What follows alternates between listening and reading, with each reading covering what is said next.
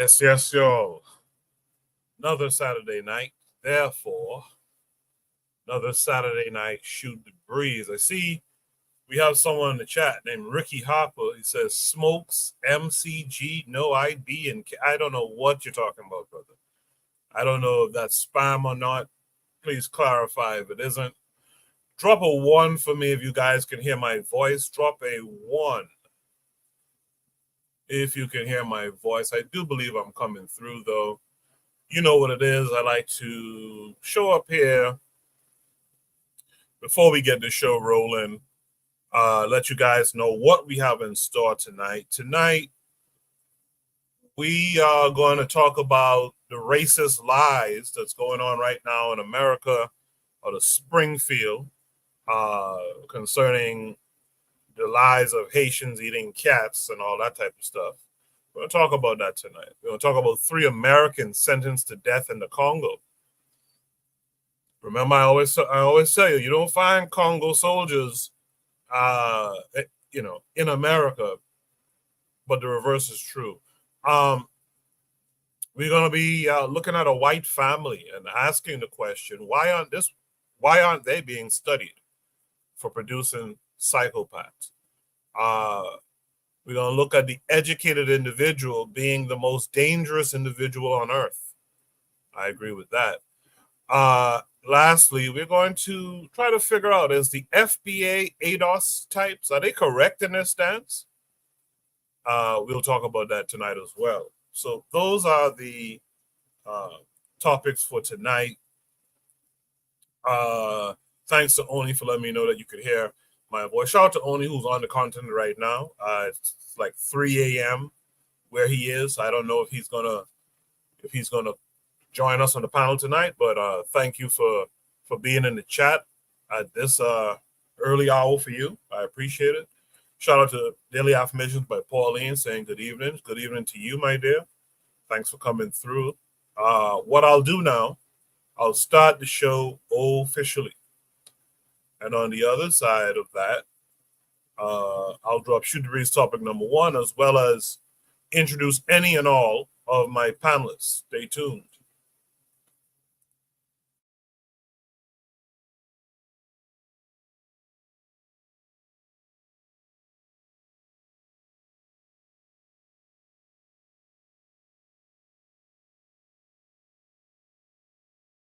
You are listening to the Bitter Medicine Podcast on KWAZ Radio.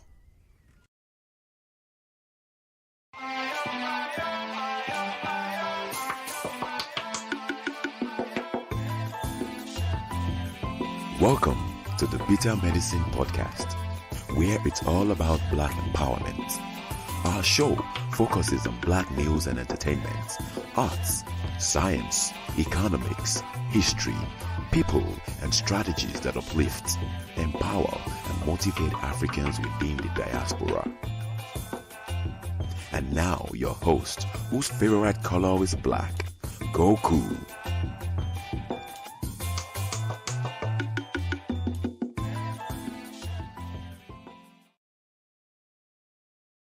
Welcome back to the Bitter Medicine Podcast. I am your host, Koku. Just want to remind you guys before we get the show rolling that this show is part of a podcast network called KWAZ Radio. There are other shows on the network you are invited to tune into. This is D Webb with the Harsh Reality Podcast, asking you to tune in where we tackle the news of the day that affects our community, only on KWAZ Radio.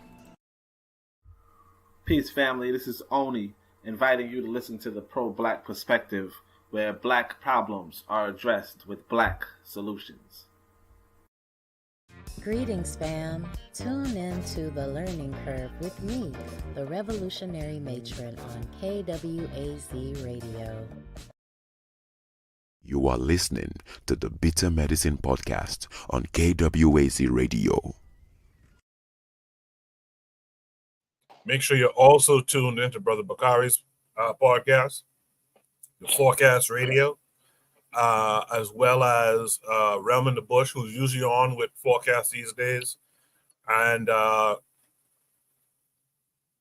make sure that you're supporting all the hosts as well. The matron is back doing her readings this past week. Make sure you lift her up. Go over there in the chat, join her, interact, donate to her Cash App. That will be wonderful. With that said, in the chat, I see not only Daily Affirmations is out there, Ricky Hopper, also Provide Triggers for Evolution is out there saying greetings. Greetings to you, sis. Thank you for being here. I appreciate that. Okay. Let me welcome my my panelists who are with me so far. The always trusty Oni. Oni is here with us. Oni, how are you this week? I'm cool. Yeah, I didn't realize I was tired today, but I'll try my best to stay up. Well, if you can't, of course, we'll understand. We appreciate you even attempting to join us. With that said, let's welcome in our boy Black Steel. Black Steel, how are you this week? I'm doing great. How about yourself? I'm good, man. Thanks for coming through again. No problem, man. It's been an eventful week. I gotta say, a lot of things have gone down this week. Yes. We'll talk about that, I'm sure, during the show. Yes. In fact, let's get right into it then. I want to thank everyone who's here and everyone who will be here tonight. We got Buana who just joined us. Buana, how are you this week?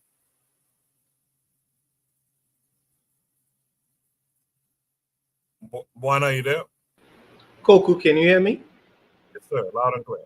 Oh, okay. Good night, brothers. I'm good, man. I'm wonderful.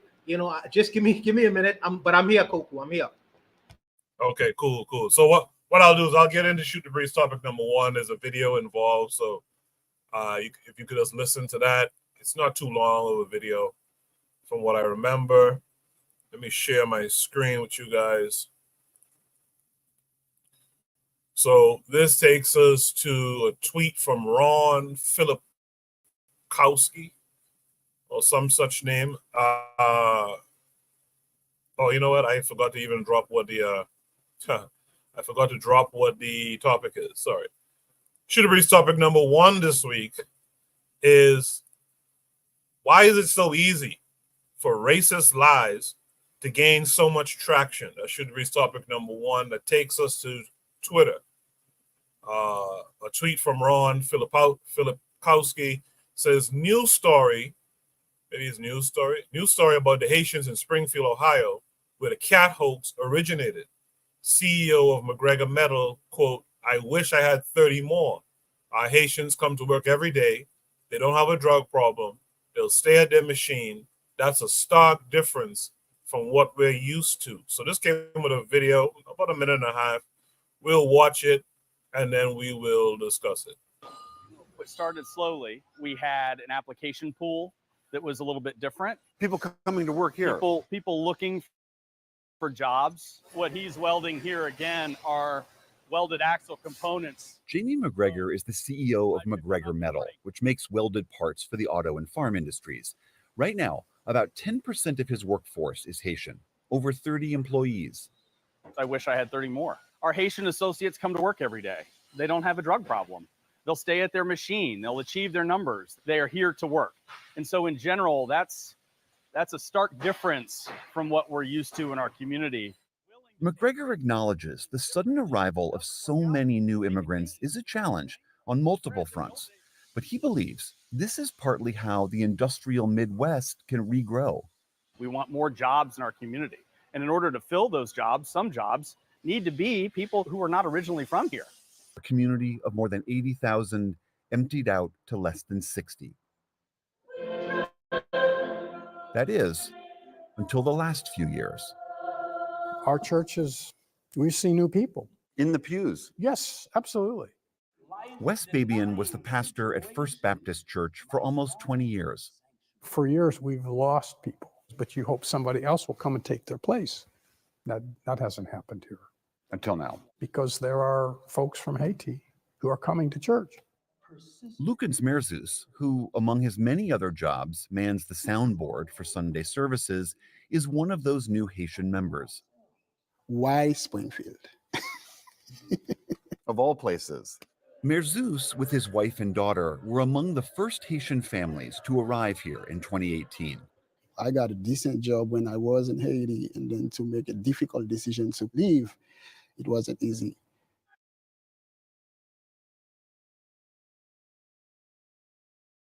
Okay, that's up kind of abruptly, but let me see if there's more to that.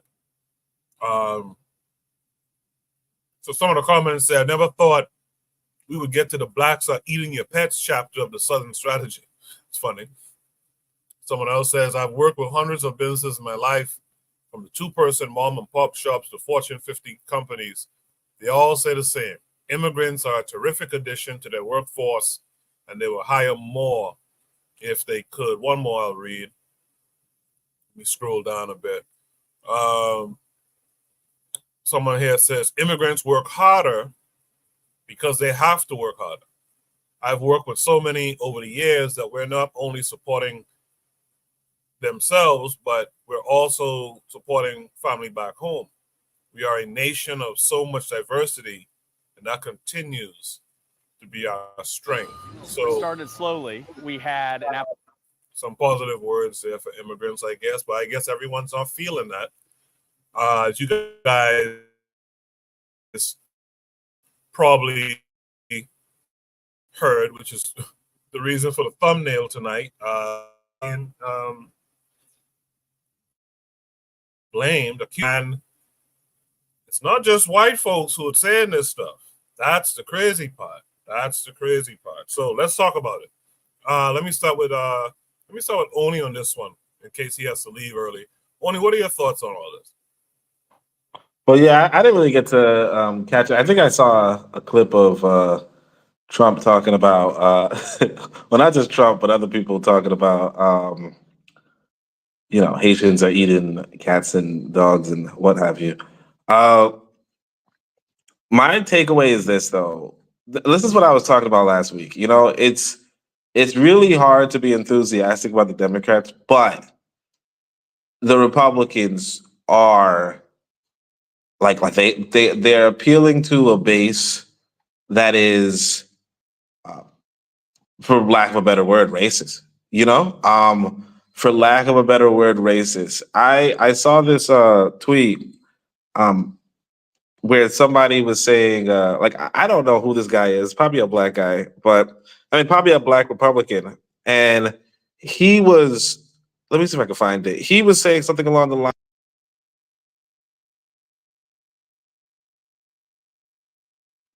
I think Oni is cutting in and out, right? In and out? Yeah, you're cutting in and out. Ah, shit. Okay. Yeah. All right. Let me. Wait. Let me Can go you to guys? Buana. I'll come back to All you. right. Okay. Let me go. All right. I'll come back to you. Yes. Buana, do you need me to play this link? In a minute. Okay. Yeah. So what usually happens, right? What's usually happening is, for me personally, I always try to be objective in terms of hearing information that I may not know, and I try to see if I can get both sides of the issue, and then I try to, come to my own conclusion about most issues and matters that I hear. That's within my training. Okay. And so when Donald Trump makes these statements, right? And some of these statements are parroted by people who look just like me and you. This is an unfortunate reality, right? But I try to see, first of all, I try to go to the source of where it comes from to establish what was actually being done in this area. So the president of the United States, while having a debate, the former president of the United States, while having a debate with the vice president, made a statement. Okay, he said that in Springfield, Ohio, he said that the immigrant population there, he didn't mention them by name. His vice president did, though, but he didn't mention the immigrant population by name. But we all know who it was. He said that they are eating dogs, they're eating the cats, and they're eating the pets.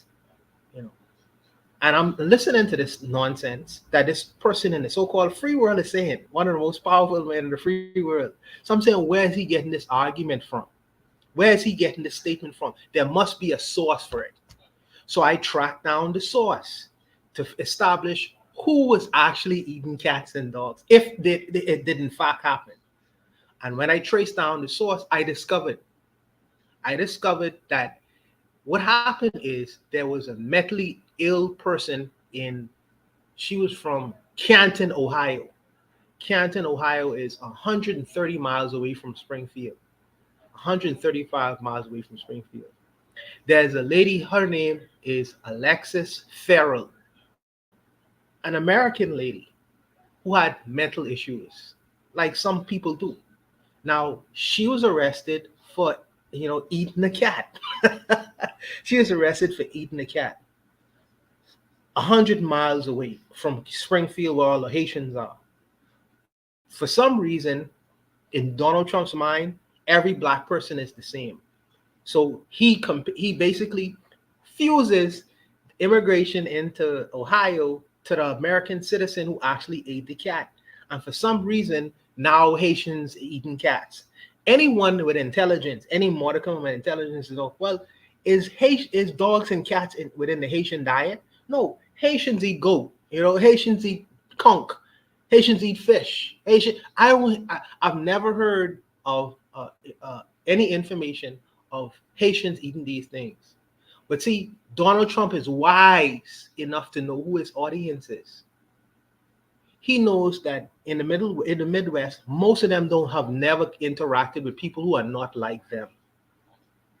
And when they hear about things about Haiti, what do they hear about? They hear about voodoo, and they hear about a lot of spookism they assign to the Haitian population. When in fact, most Haitians are Christian people. Most Haitians are very hardworking.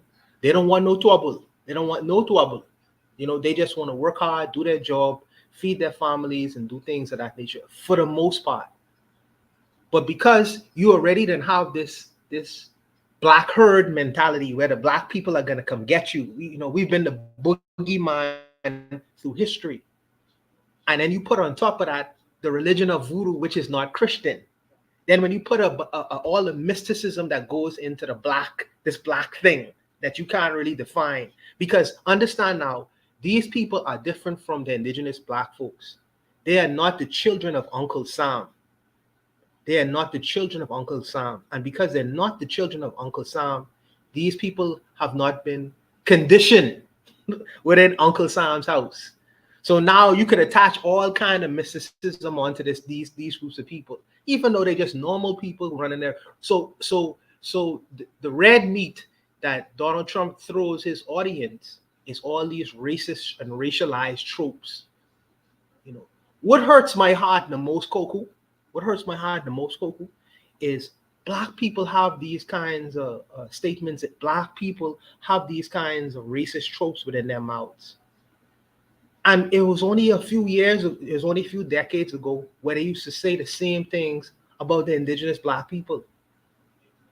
They used to say that black people in America had tails.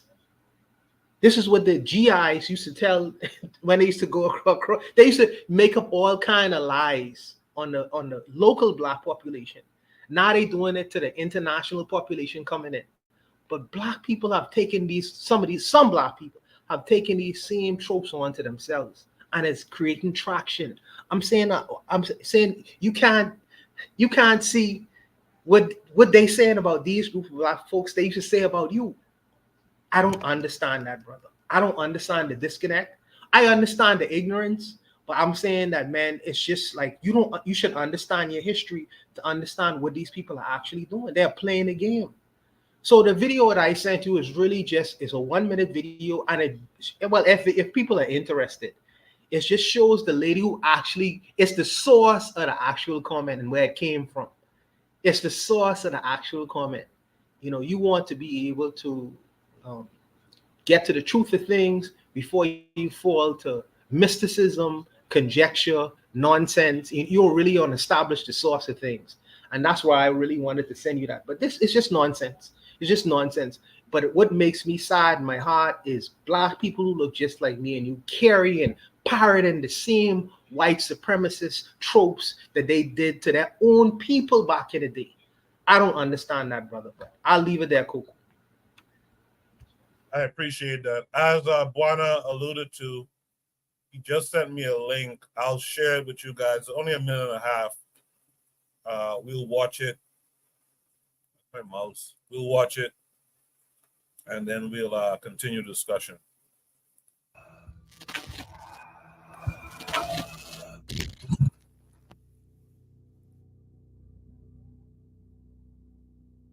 A woman is behind bars for killing a cat and consuming its remains. At around 10:45 p.m. on Friday, the 16th of August, 27-year-old Alexis Telia Farrell was arrested outside a public housing complex where she resides, located in the 1100 block of 13th Street, southeast in Canton, Ohio. Alexis is accused of killing the cat by stomping on its head and then eating it in front of her neighbours. Police responding to the scene found Alexis squatting next to the dead cat with blood on her hands and feet and fur on her lips. Police received a video of the incident, and Stark County Humane Society collected the cat's carcass as evidence. It's unclear who the cat belonged to. Alexis was charged with prohibitions concerning companion animals, injuring animals and disorderly conduct by reason of intoxication, and was booked into the Stark County Jail. During her arraignment on Monday the 19th of August, her bond was set at $100,000. A preliminary hearing is scheduled for the 26th of August. Alexis has a criminal history which includes multiple theft convictions, as well as a 2023 felony conviction for child endangerment, which she was sentenced to 3 years probation. Early this year, Alexis was also sued for eviction by the Stark County Housing Authority, but that case was subsequently dropped by the plaintiff.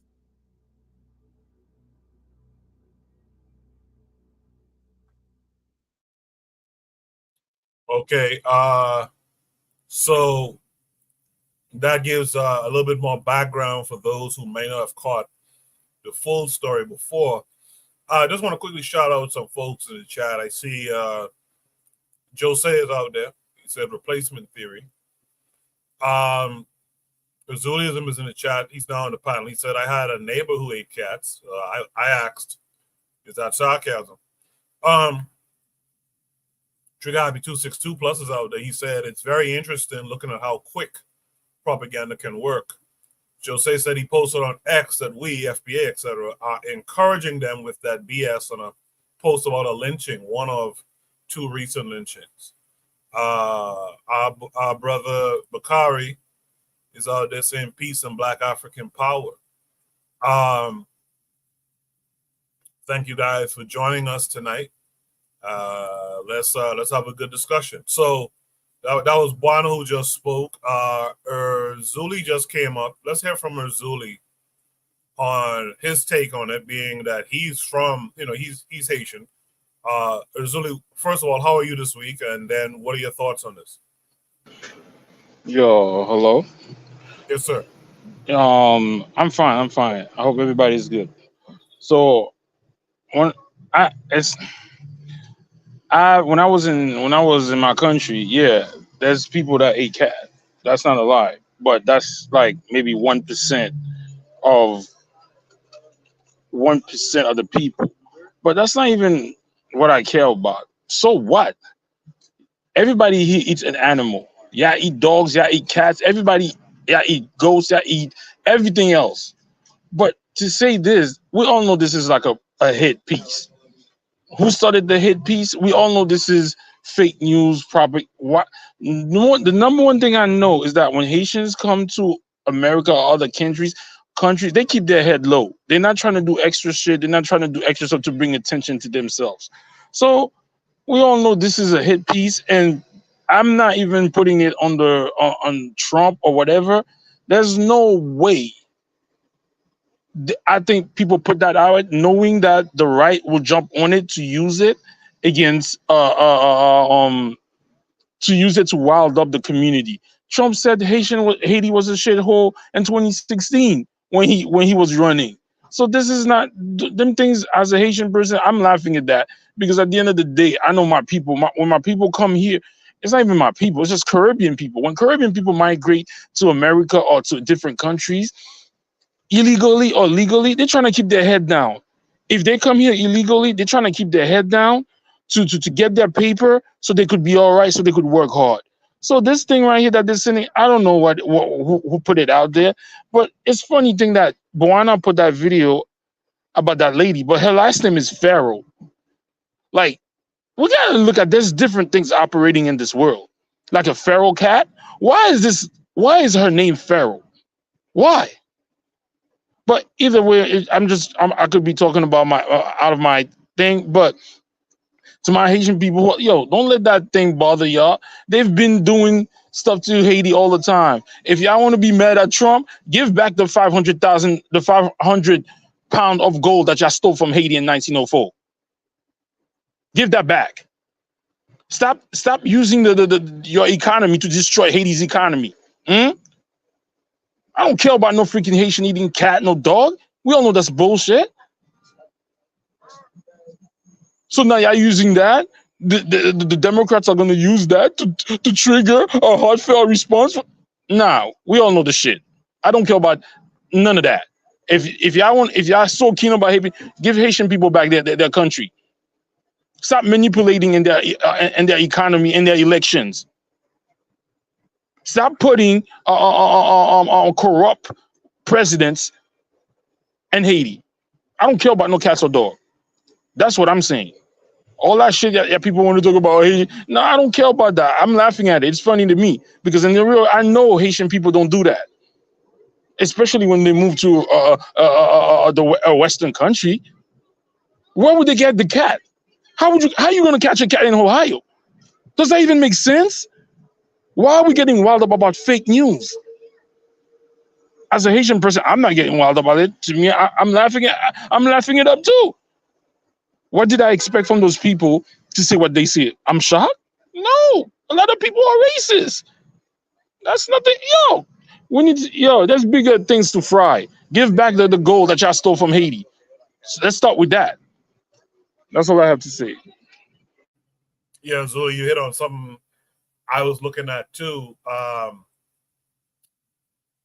I don't know if it happens in America. I know it does happen because the FBA ADOS types made a point of it, of pointing out certain names are plantation names, which I thought was really strange. But I was looking at that lady's name and I was like, is that a Haitian name? I've never encountered that name before. And I was wondering if you thought it was a Haitian name as well. Also, no, I don't know if it's a Haitian name. I don't. Pharaoh, how you spell it? How do you spell it? I think it was Ferrel or something like that. ELL or something. Is it Pharrell? Maybe Pharrell? Oh, I don't know. But if they pronounce it Pharaoh, I don't know. I've never heard of that name, but it could be. But I don't know.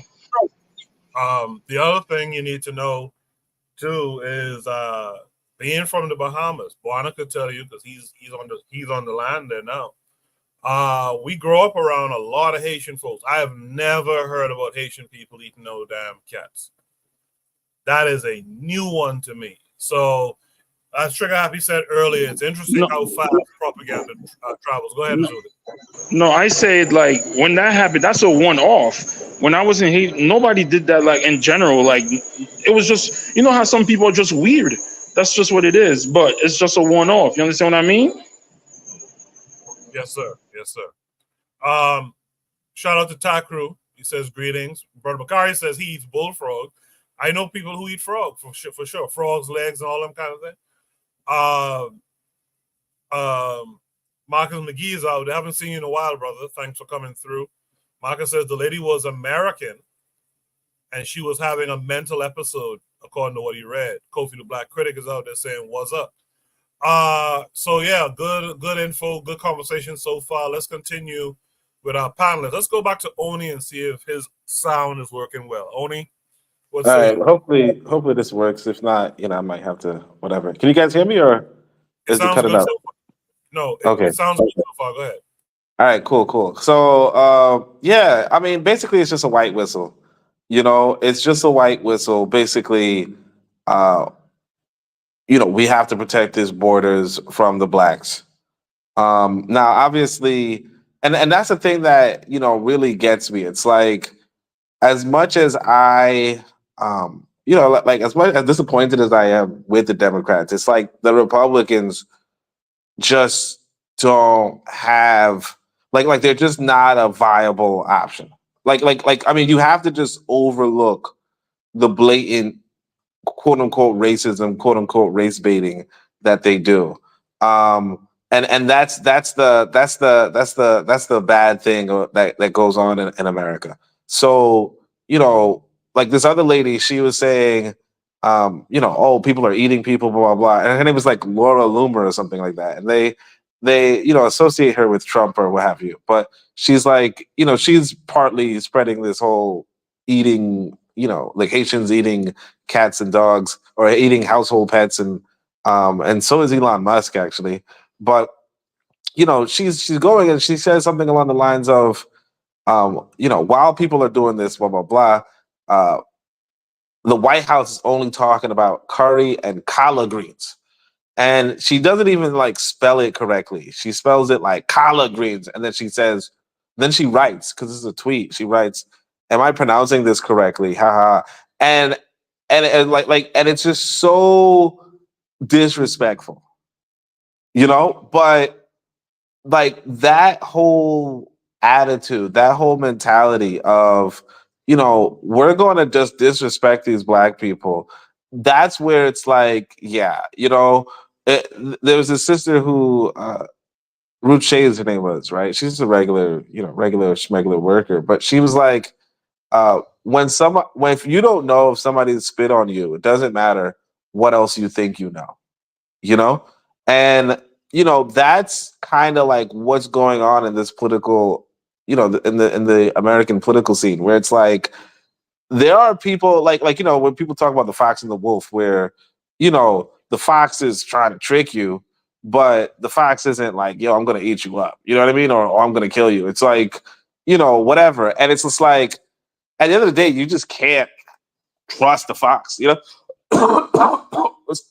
You know, you just can't trust the Fox. Ironically, you know, Fox News is, you know, named after a fox, but instead of Wolf News. But anyway, but yeah, I mean, that's really what I see. It's like it's just a classic race baiting, classic, you know, just a classic example of you know, hey guys, we're the party that's looking out for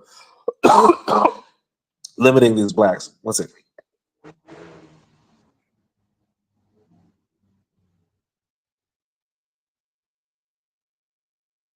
Oh, I said that's it. That's it. Can you guys hear me? Yeah, I can hear. Yeah, I can hear you now. I thought you said 1 second. Okay, thanks. Thanks for that, Oni. Let's welcome in Kofi. Kofi, how are you this week? Yeah, I'm doing good. I'm doing good until I was doing good until I heard the debate, and then after the debate, with all this backlash, and we all know I'm Guyanese, but I get very very upset when people go in on Haitian people, because I used to fall for that okie doke, and I hate being manipulated. The reason why Haitians are demonized by the West and Europeans, because we are one of the those are one of the few groups of black people who actually fought and won their freedom during the revolution, right? That has always been something that they can never forgive, something they can never forget, right? They send the French packing. Napoleon is one of is one of the most notorious European generals, and regular Europeans had a hard time with them. But we got some Africans, right, that are Haitians that are on an island, was able to send them packing. I remember even when they had the earthquake in Haiti. I forgot the name of the politician, and Haiti was devastated. The politician said, "Oh, that's what they get for for doing what they did to the French. God is punishing them." It had nothing to do. Like, this is the earthquake. What are you talking? This is like hundreds of years later, and they still don't like the fact that what Haiti has done to them, right? What has done to them and show. So black people demonizing, when black people get on top, also demonizing Haitian people, it's like they're just following the program. So when I heard that cats and Trump said that whole cats and dogs eating the cats, they're eating the dogs, they're doing this, doing that. In the beginning, I'm like, who's he talking about? He's not talking about the Haitian migrants. And come to find out, yes, he was talking about the Haitian migrants. So I'm like, it's just so freaking stupid. The Haitian people don't have a culture of eating cats and dogs. We all know who has a culture of that, and it's not the Haitian people. I go to my Haitian friend's house. I go to my this Haitians that's married in my family. They don't do none of that stuff. But I think these things that happen when people say these things are usually racist, ignorant white people, and a couple of probably maybe some racist, ignorant niggas. You know what I'm saying? So it really got me really upset that they're demonized. And I think to the point they even said that they were also cannibals. So someone pushed the envelope a little bit saying that they were also cannibals. So, and even despite the fact that they're legally, they're part of the workforce, right? They're contributing to society. They're paying their taxes, doing everything what an upstanding citizen is expected to do. Trump still says he's going to deport them, even though they're there legally. And then again, and this is what pisses me off. Like, I don't understand what's the bottom. You got to show what the bottom is for black people. Where is the equivalency of the Democrats doing this? I'm not caping for Democrats, but it's like the Republicans can do no wrong for them to just turn the other cheek where people get upset. It's like, what is, like, when Haitians were coming in from the border and they were getting whipped, right? It was FBA, ADOS, and all the white supremacists. Yeah! There was no Democrats or moderates or independents rooting for that. Matter of fact, I'm pretty sure the reason why those Haitians there in Cleveland or Ohio is due because of Democrats, unless you guys saying some Republicans put them there. So I can't stand this fucking false equivalency of saying that they're both the same. Yes, one is hateful, one is vindictive, wants to see your demise. The other one, they don't care for you so much or whatever, but you can't say the same shit is fucking equal. And this is what I don't understand. What is the bottom? I asked Trump supporters, independents, like, what can Donald Trump do? What can that party do in order for you to say, you know what? I'm not going to vote for them. There's no goddamn bottom. And it's like, what else is he's going to have to do? He's going to have to lynch us. Trump said he would shoot someone in Fifth Avenue and people will still vote for him. All the niggas out there. So if Trump was to lynch you and brand you, would you still vote for him? And called you a nigga, would he still vote? Would you still vote for him? It's like, I don't understand. Like, what more can this man do for black people to get in an uproar? Now, if you're FBA, I understand if you're FBA and you feel that you're not Haitian and you're not African, those aren't your people. Those are idiots. Those are the small minority. But we have to understand, Martin Luther King says that an attack on an injustice here is an injustice everywhere. And us as Pan-Africanists, we have anyone attacking any group of black people, we need to be in an uproar.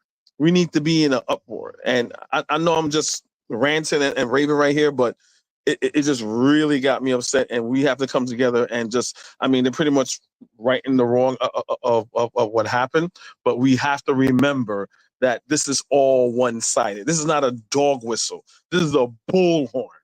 This is a bullhorn. This is your average anti-African tropes that they say, oh, African people are cannibals. African people do this.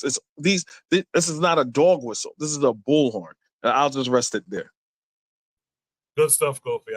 I really appreciate that. And that's one of the things I'll say with those of us who are around KWAZ Radio, you'll get good commentary like that. So make sure to subscribe to everyone on KWAZ Radio. This doesn't happen often, but we're about to be graced with the presence of MG2. MG2, how are you this week?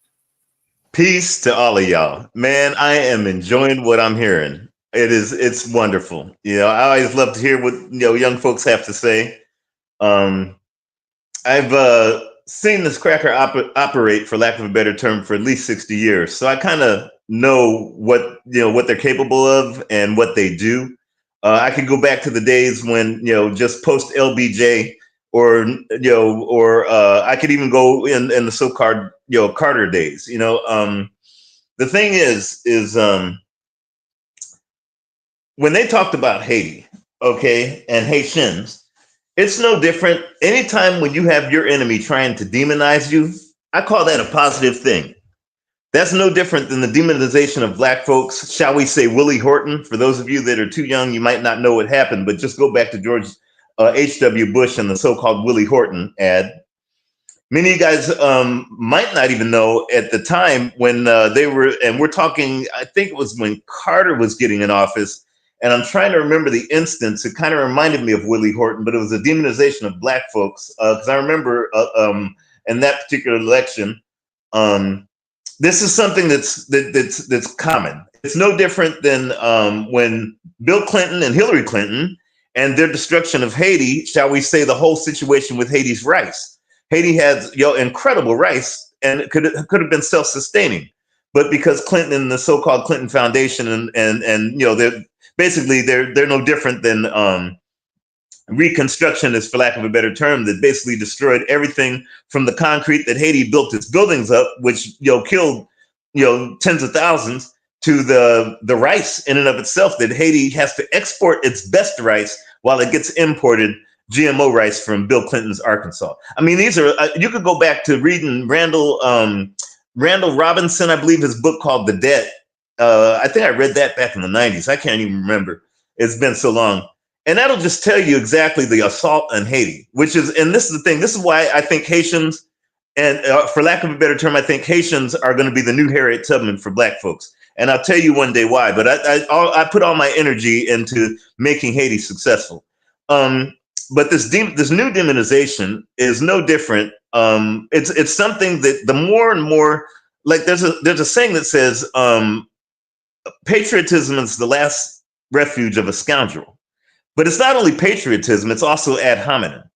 That's also the last refuge of a scoundrel. If you see what's happening with United Snakes and all its Western European Anglo, Peckerwoods, if you see what's happening to their hegemonic empire, they're losing big time across the globe.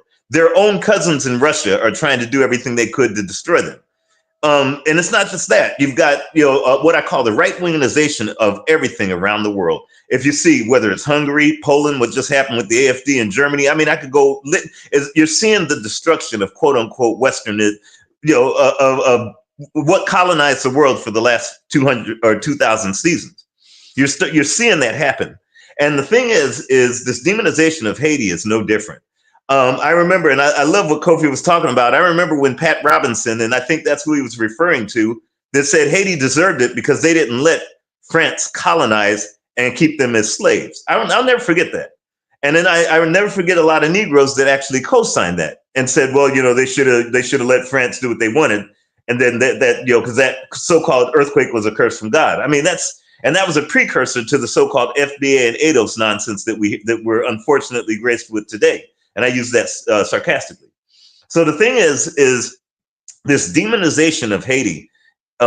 It's nothing new. From and a great reason, and I'm glad Kofi brought it up, and I love what Erzuli was saying earlier in terms of I won't take it with a grain of salt, but I'll just say I know my enemy, and these Peckerwoods are my enemy, and I expect a skunk to stink like I expect them to do that. It's not going to change my demeanor, my plans, or my competition against them.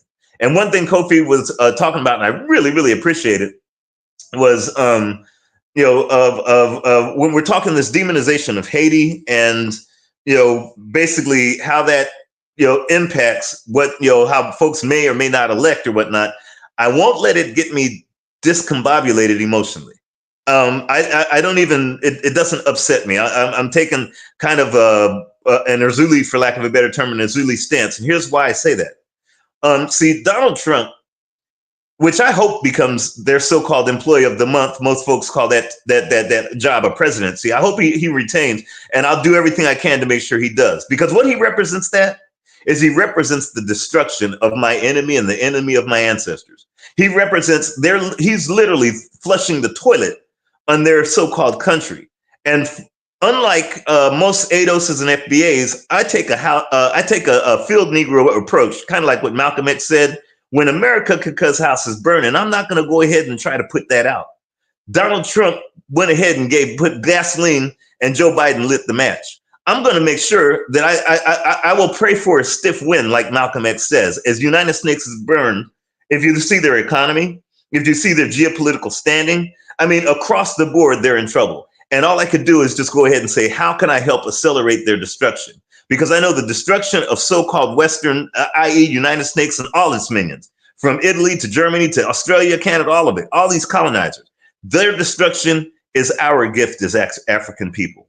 And the thing is just looking at how there's, how the progression of this so-called election is and the destruction that they brought on themselves, you've got them fighting amongst each other, i.e. Marjorie Taylor Greene and Laura Loomer, that are pretty much spilling all kinds of secrets and showing the world this is what you want to gravitate away from. This is something you don't want to be a part of. This is something that you want to destroy. And everyone else, except for the FBA ADOSs and unfortunate many Black so-called Americans, are trying to go ahead and get consumed with this nonsense instead of getting their bucket of popcorn and hoping that it burns while they watch these two Becky witches go ahead and fight each other and actually destroy themselves in the process. Anyways, thank you so much, brothers, and I'm gonna enjoy listening to y'all.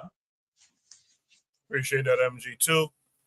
With that said, let's welcome in our brother Bakari. Brother Bakari, how are you this week? I'm good, man. What's going on, everybody in the chat? What's Coco? What's going on in the panel? Yeah, man. Thank you for letting me speak. Look, first I want to ask them what's worse, Blagger or MAGA?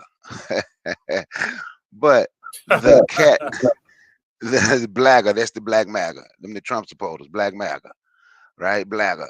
So, but the cat comment, I heard this back in the late 70s, early 80s, bro. Haitians eating cats. It didn't come from white people either. One of my daddy's best friends had moved to Miami, Florida. And one of the jokes he used to tell when he would come back to Mississippi and visit, oh man, the Haitians moved in, all the stray cats gone. They eating everybody cats. Man, they've been saying that a long time about Haitians, right? So Azula said he knew somebody ate a cat. He said that's like 1%. So if you want to see some, go, just get a chance, go on. Because why they trying to make the Haitians look bad? This is my thing, right? Just go on YouTube and Google and look up catch, clean, and cook a skunk. Catch, clean, and cook a bobcat. Catch, clean, and cook a coyote. Them ain't number white folk. Everything I just said, you can literally see them catch it, clean it, and cook it, and eat it. Skunk, coyote, bobcat. So now they want to talk about the lady who they said killed a duck or something in somebody's yard, I can't remember, who wasn't even who wasn't from Haiti. She was an African American allegedly, but she also had mental problems, and that is something that they left out. They know the woman had mental problems and she had a mental breakdown. So the person that started this and spread this, some from Springfield, Ohio, whatever, he came out and spoke. I can't remember what he said. I can't remember what she said, whatever it was. But my thing, like I said, the first time I heard it was from Black folks, right? I'm not upset because they said you ate a cat. I'm upset that Black people can figure out a way to accept disrespect from them white folk. That's bothered me more than anything. Because when Black people send out the memes, I know y'all say memes, I say meme. Send them out. You didn't see. Ain't no way in hell I'm sending out a meme with a Black person sitting at a table with a cat. I'm not gonna be the butt of their joke because they done said something. They didn't show how bigot they are. They have shown how racist they are. See, my grandson is Haitian, right? He's Haitian descent. So I'm not gonna send out that. Oh, they said it. So the funny joke is gonna be the Black person at a table with a fork and a knife cutting on a cat. But I'm also not going to accept the disrespect of Donald Trump sending out stuff from his personal Twitter page where he's holding cats and ducks. He's protecting them from Black people. Then he got cats running on his thing. He's running from a group of Black people trying to save cats from Black people. I ain't gonna accept. I ain't gonna accept that disrespect either, right? So I'm gonna say something about that as well. You understand? So for me, I say the hell with MAGA. I don't want to say what I say on my channel, not on your channel. The hell with MAGA, the hell with Trump, and it's the hell with Blagger. Because I see them sending out the dude that founded the so-called the museum guy in LA. You got to see some of that stuff he's put on Twitter since this happened. Oh, Haitian caught in France killing and eating a cat. They showed a Haitian with a dead animal. You couldn't tell if it was a cat or not. But that's the things. But those are the things that FBA, ADOS, Aboriginal, Indigenous, whatever the hell they want to. Now they are new. They a freedman. That's what they want to send out.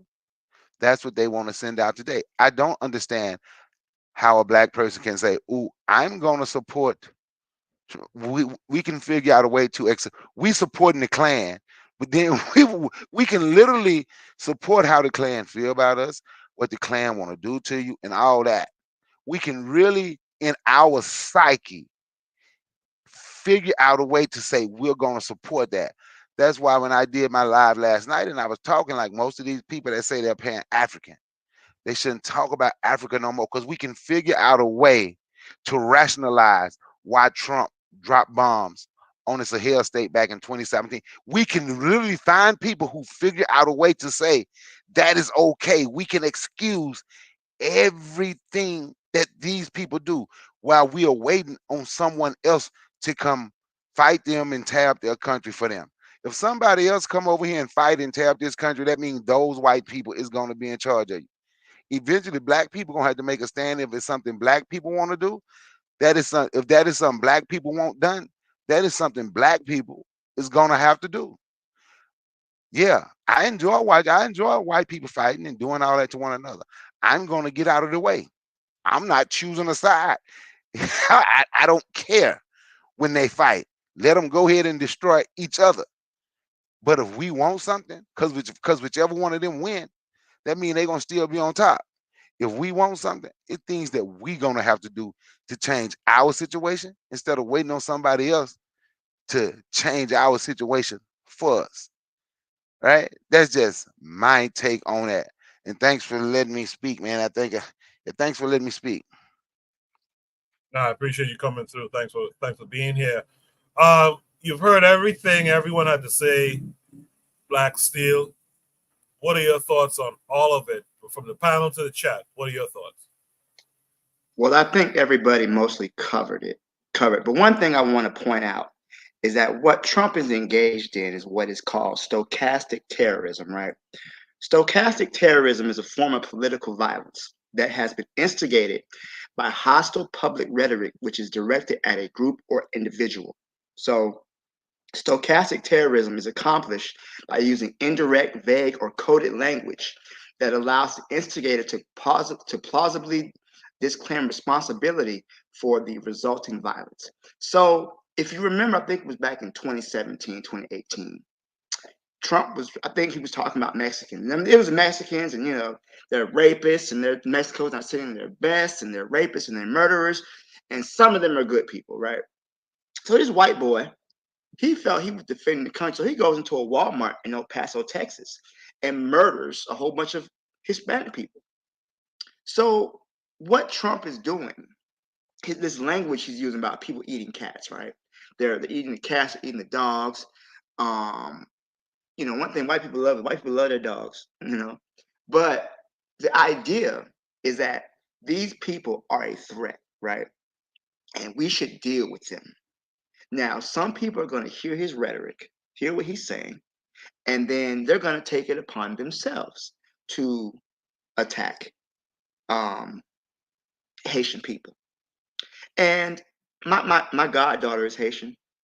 As a teacher, I have many Haitian students, and what everybody says about them is very true. They're hardworking. They turn their work on time. If I have any problems, I call their parents. They're on top of it. I've never had to write a Haitian student a referral ever. Okay, because the minute it's a problem, their parents are on top of it. But the Republican Party is morally bankrupt. They have no policy. You heard during debate, right? When Trump was talking about, when Harris and Trump were talking about replacing the Affordable Care Act, right? Trump said he had the concept of a plan, right? The concept of a plan. Not a plan, but the concept of a plan. Like basically, he's making an educated wish on what to do, right? But the one thing he could offer his constituents is that he hates the same people that they hate, right? And that's something that they will eat it up. They will lap that up, right? So in the video, the guy's talking about how the Haitians come to work, they don't have a drug problem. You know, this is in Springfield, Ohio, is what they call the Rust Belt, right? The Rust Belt is where a lot of the manufacturing jobs and they were sent overseas. And a lot of these white people are strung out on prescription painkillers and methamphetamines, right? They can't come to work because they're high most of the time. The Haitians are coming in, they're working hard.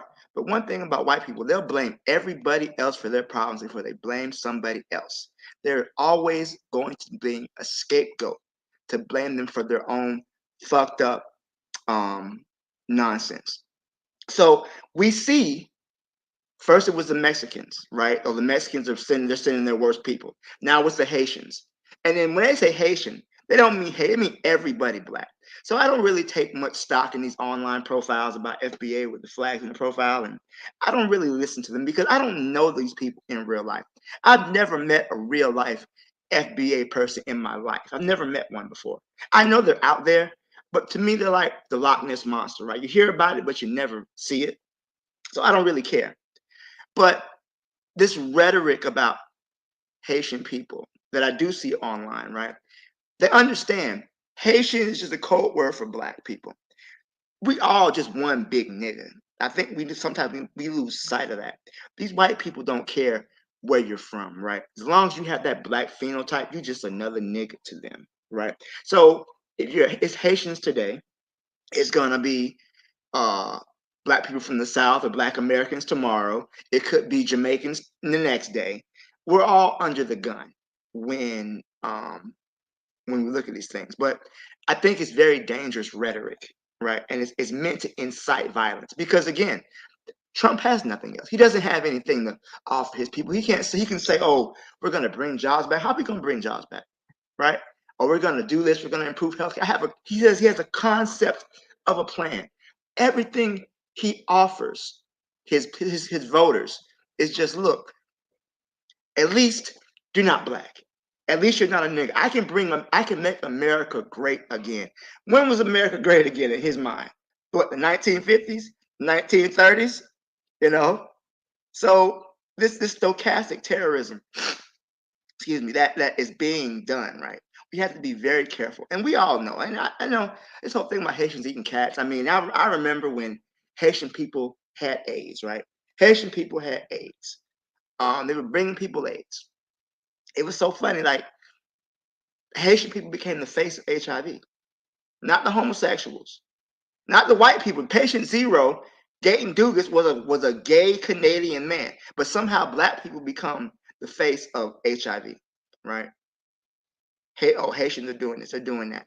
And like Kofi said, Haiti's always been demonized. Haiti was the first black nation to win their freedom from slavery against three of the most powerful empires of the time. Nobody else has ever achieved that. White people would love to talk about the shit they do, right? Love to talk about Spartacus. Spartacus lost, right? Spartacus got killed in battle and his soldier got crucified by the Romans. But the Haitians won their battle. They beat the French, they beat the Spanish, they beat the English, and yet they want to say, oh, they had help from the devil, which is again how we demonize our traditional African culture. But whatever, right? Haiti's always going to bear the brunt. They're still paying, over 200 years later, they're still paying the price for daring to rise up and secure their freedom. But yeah, this is definitely something that we have to keep an eye on. Not just for we know it's ridiculous, but just the violence that's going to be coming the Haitian people's way. If you know a Haitian, check on them, make sure they're okay. They're not alone in this. They're not alone in it. So I'll stop there. Thank you, Coco. Buana? Buana, could I make one point real quick? I'm not Buana, but you can speak. Go ahead. Yeah, I just wanted to. That's not me, bro. I'm glad that you said about the violence. The thing is for us as Africans to always be vigilant, regardless of the scenario, whether it's an election or whatever it is. We know that we're always at war. As Dr. John Henrik Clarke said, the sand is always pushing against the sea and the sea is always pushing against us. So hopefully it's not just the catalyst of that we have to be on alert because, because the violence is always going to be there. Case in point, they just had, of course, the bomb scare in Springfield yesterday. Because, again, this is just what they are. But one thing I wanted to leave with everyone is I've eaten a lot of animals from around the world. I travel the world, in Africa, they might call it bushmeat. I don't care about that. One thing that I do know is I would rather be accused of eating a dog and cat than being like crackers and having unholy relations like what they do with their dogs and cats. So I just wanted to go ahead and leave that for you guys. Peace, and I'll listen to you guys offline. Yes. So I want to respond to. I want to build on what the teacher just said, because the teacher was teaching just now, and I got to steal that phrase, stochastic rhetoric, because I know Erzuli said that he don't give a damn about the fact that Haitians was accused of eating cats, but it's bigger than that. It's bigger than that, and I can explain why. Before you harm or injure a human being, you give them a bad name. Before you, for example, when the Americans was fighting in Korea or when they was fighting in Vietnam, the prelude to harming the Vietnamese or murdering them was to give them a bad name. Call them slopes, call them snakeheads, call them, that's the campaign. To dehumanize them. Hitler did it. Hitler dehumanized the Jews before Germany accepted wholesale genocide of the Jews. He had to give them a bad name. He had to turn them away from their humanity. So he turned them into rats. This was the campaign that he did, in America. Before the whites in the South started lynching the blacks in the South, what's the name? We all recognize the name that they gave to them before the prelude to all the lynchings that happened in the South. After September 11th, they did it to the Muslims. The Muslims got the full brunt after September 11th because the president and the leadership was calling every Muslim a terrorist. You attach a terrorist name to a Muslim person who ain't believe in these things, then their life becomes in jeopardy because these people understand the mob. When you dehumanize human beings, it's a prelude to harm. In fact, it's a prelude to murder or genocide. It's a very slippery slope with these kinds of arguments. So you don't want to dehumanize people, turning them into what the white people call it, the othering. You don't want to other people, especially when they're trying to integrate into your society. You don't want to turn them away from their so-called humanity. What is human in America is eating apple pie in McDonald's. What is unhuman in America is eating things that they don't understand. You don't want to other people. It's very dangerous to do so. This is the reason why MG2 just stated it. He said in Springfield, Ohio, they tried to have a rally, not a rally, but a meeting where a bunch of Haitians could have responded to what Donald Trump would have said publicly on the platform. Don't you know they already had a bomb threat, so they couldn't meet? Brother Lumumba, who was in Ohio right now, he just talked about it. It's a very dangerous thing when you try to other people.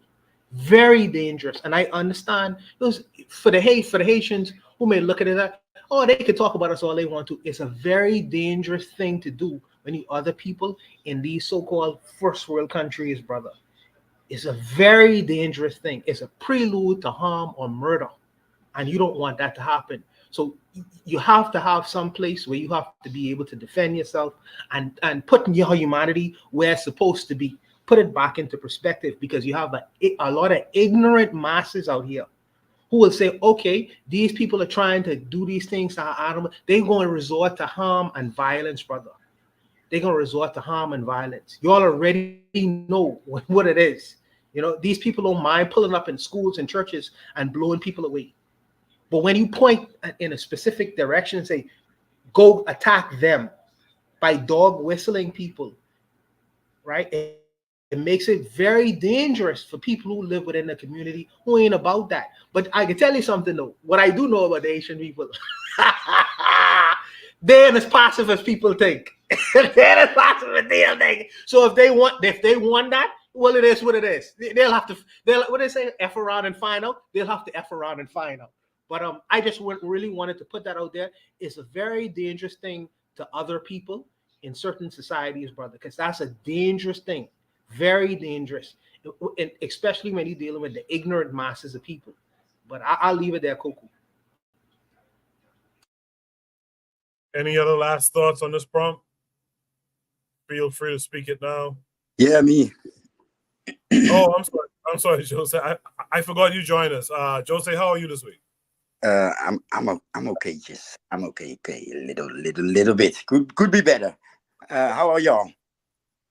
Good. Thanks for coming through. What are doing, your thoughts on everything you heard? Actually, Brother Buana cut the cake for me, but I wanna for what I came on. So it's actually documented, and it's called Der ewige Jude, the eternal Jew. But in our case, Der ewige N-word. I'm hammering on it again. White supremacy is about who is at the bottom. Give anybody someone to look down to. So in our case, der ewige Neger. Nobody is going to document it because everybody needs us in this position. Everybody wants us with this picture, right? So yeah, if you wanna, Dr. Umar actually made a short video about it, or there's a cut out of an interview of about 3 minutes, and the title is "Black People Tend Not to Understand Propaganda," and he explains very good what is happening, what we are doing to ourselves with and I want to add some of these debates add to it, because if you're a third and you see us debating each other on those other channels, it's ugly, right? So we are encouraging people that we are a mess, and it's easy, it's better to get rid of us with all the imagery and regurgitating the white supremacist talking points. But yeah, der ewige Jude, the eternal Jew. Thank you. Appreciate that, Jose. Thanks for coming through as well. Stick around if you can. If there's no other last thoughts on the prompt, let's go to Shoot the Breeze topic number 2 tonight. Shoot the Breeze topic number 2 says 3 Americans sentenced to death in the Congo. Will America come to their rescue? This came with a link that's going to take us to YouTube. We'll watch the video. It's short. We'll watch the video and then we'll discuss it. 3 U.S. citizens were among 37 defendants sentenced to death by a military court on Friday for their role in a failed coup in the Democratic Republic of Congo.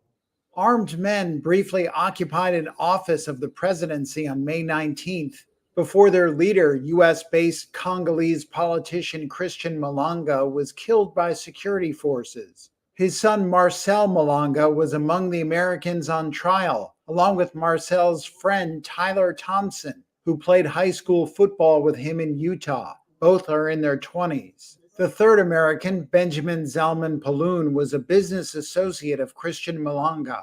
All 3 were found guilty of criminal conspiracy, terrorism, and other charges, and sentenced to death in a ruling read on live TV. Malanga had previously told the court that his father had threatened to kill him unless he participated. He also told the court it was his first time visiting Congo at the invitation of his father, whom he had not seen in years. The Americans are among some 50 people, including U.S., British, Canadian, Belgian, and Congolese citizens standing trial following the failed coup.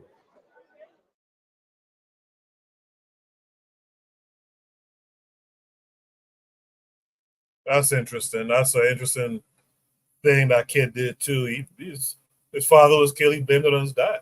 Well, my dad forced me to come. Very interesting stuff. Um, in the chat, Black Steel says they're cooked. Black Steel, what say you to all of it? So, yeah, fuck those guys. So it's so funny to me. America goes overseas, overthrowing governments and doing coups, and then all of a sudden, is America going to help them? Probably not. Probably, especially the black one. He's done for. He's done for. The white ones, they might do some sanctions, but America doesn't really give a damn about its citizens the way you think they do, right?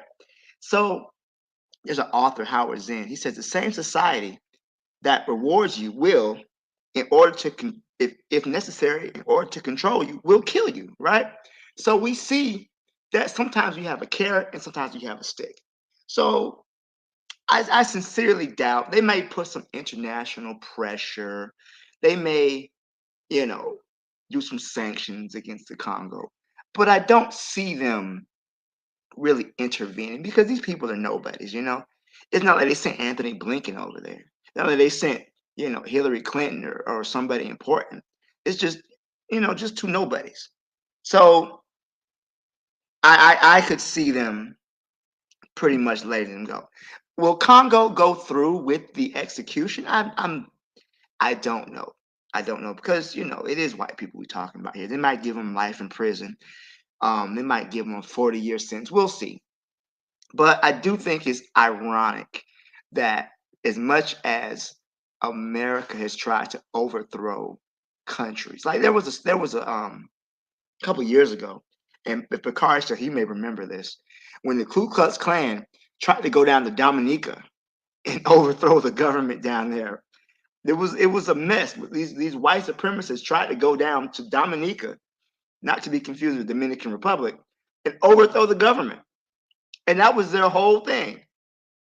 And they felt no problem with it. The United States has overthrown governments in Iraq, Afghanistan, Libya.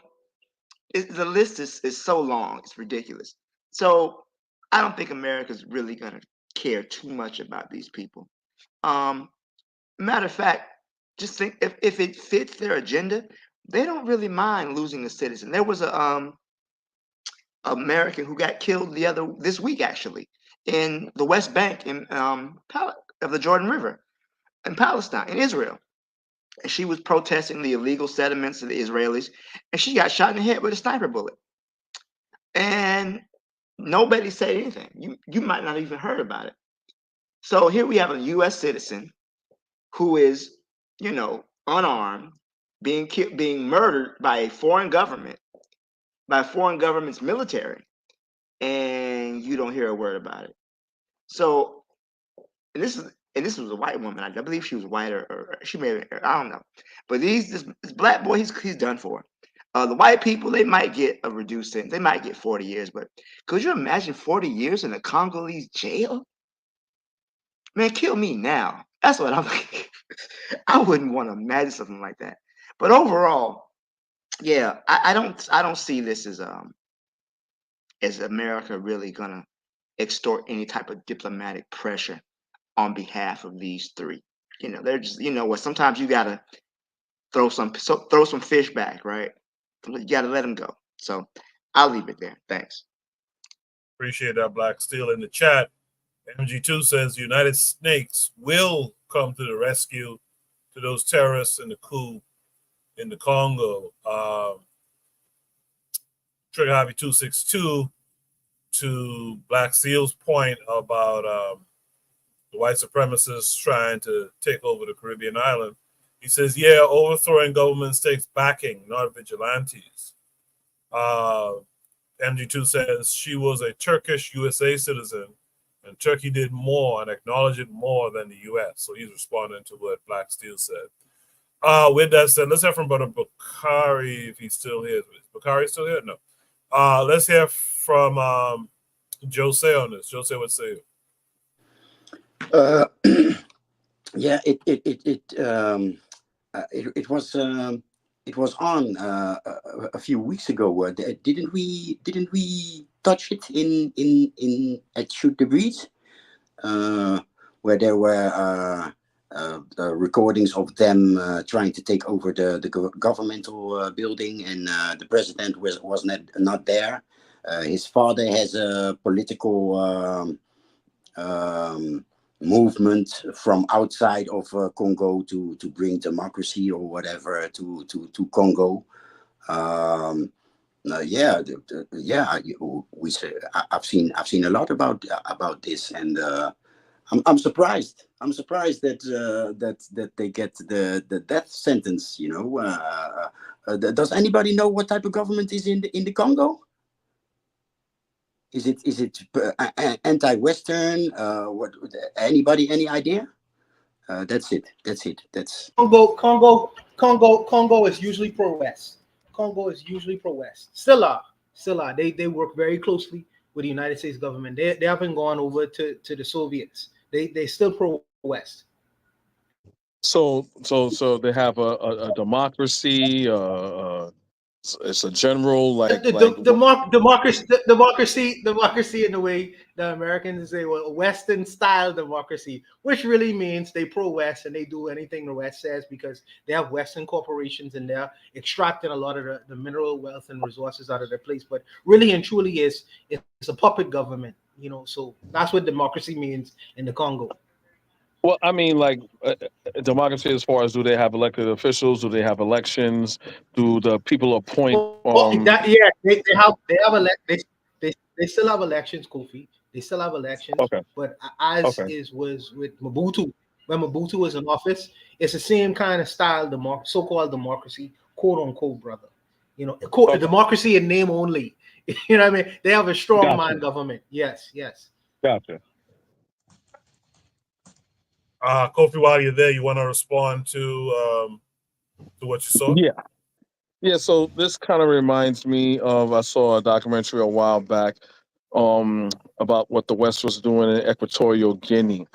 Equatorial Guinea President Obiang, he probably passed by now. President Obiang, they discovered oil, yada yada yada. The West was trying to do business with him. He was like, no, I'm going to give you this amount of money for my oil. You can't do it.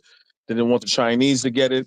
So they took a lot of the old soldiers from South Africa, and they would try to do a military coup. Everyone was going to do a military coup, and they try to overthrow the government. And the people, some English, so I think it was England, France, and a couple other Europeans that was involved with it. Because the guy that was heading in, he was pretty much spilling the beans, and all they did was give him time because they weren't successful in doing it. But he was just spilling the beans and saying, look, no, I don't want to go back to Europe. If I go back to Europe, I'm a dead man. I am saying that to say that, I really don't feel for these guys at all, right? Because pretty much you're the son, I don't know what's going through the son's head where you're going to commit, pretty much have your father be killed. And I just see white hands everywhere. It's white friend, Jeremy or Josh or whatever the hell his name is or whatever. I have no sympathy on for them. I don't care how young they are. I don't care if they went through the proper judicial system and the evidence is stacked up against them. I really don't care. Because I'm pretty sure once he was to do that, I'm pretty sure the West has something to do with this. Because why go through the effort of overthrowing a government, especially when you clearly see there's black people and there's white people involved. So the hell with them. I really don't care. I don't want to spend any more time talking about them. The hell with them. That's it. Yeah, I kind of echo that too. The hell with them. MG2 has returned. MG2, 3 Americans sentenced to death in the Congo. Will America come to their rescue? What say you? Yeah, well, you got this Judith Sumina's government that's in there right now. That was, she put her cabinet there together back in May, and this comes in from the old, again, the same old playbook of a colonizer that is running out of places to colonize, for lack of a better term. And when I said that more than likely those individuals would be rescued. I use $2 signs. In other words, they'll be rescued with $, not the S. And what I mean by that is, if you see what had happened, I think it was back in 2022, China's military assistance in the DRC, especially, in Russia, since I think about, it must be like 2002 or 2003. I have to go back through my notes. It's been a long, long time. They have set up a bunch of a bunch of banking, in other words, non-aligned countries that are aligned against Western powers have already established basically a foothold in that area. One, of course, because of the resources that are there. And I know that China, if I'm not mistaken, they sent a bunch of drones, actually, because they had because of the, I don't know if it was an opposition, I should say terrorist situation, because that's basically what it is. And I believe that they were helping them with military, with kind of like what's happening in the Sahel states with Russia's involvement there, but not to that extent. But it's more of a hands-off, for lack of a better term. And I think that this kind of happened not because of, but probably along with, because of the fact that African nations are starting to look elsewhere. I won't say for colonization, but I'll just say for conversation. And that's a great threat to colonizers, who've had their, who've basically had their bread buttered for the longest time. If you see what's going on in the Sahel states, France can't stop with them and their lackeys getting jihadists to go ahead and kill Burkina Faso residents. I mean, it's just like happening like a white boy going to Starbucks nowadays. And so with that, that quote unquote coup attempt, keep in mind that they like to do things under the guise of religion, because of the fact that Congo is deeply, like a lot of these other areas, are deeply with European religion. And you'll get a lot of so-called missionaries, which are nothing more than, assassins, for lack of a better term. And so I would hope that Congo does execute them, and they don't fall for the, for the okie doke by taking money, because that's usually what United States does. Or not just US, but, Western powers. If they can't get you one way, they'll get you the other way. Hopefully they don't fall for the wolf tickets of, here's some money, let us, let our folks go and kill those other dark folk, because that's basically what they're going to do. I hope they make an example, kind of like what Kim Jong-un did to Weimar, that peckerwood that ended up coming back in a box. Hopefully they'll do that, because that might be a clarion call for other African nations that need to wake up, like Ghana and Kenya and Nigeria and Cote d'Ivoire or Ivory Coast and Benin, that need to wake up and do the same thing, basically taking control of their countries in their own hands. So hopefully they do execute them and they don't fall for the money games, which is kind of normal. And maybe we'll all learn a little something from this. I'll go ahead and pass the mic. Appreciate that, MG2. Let's hear from Oni. Oni, what say to all?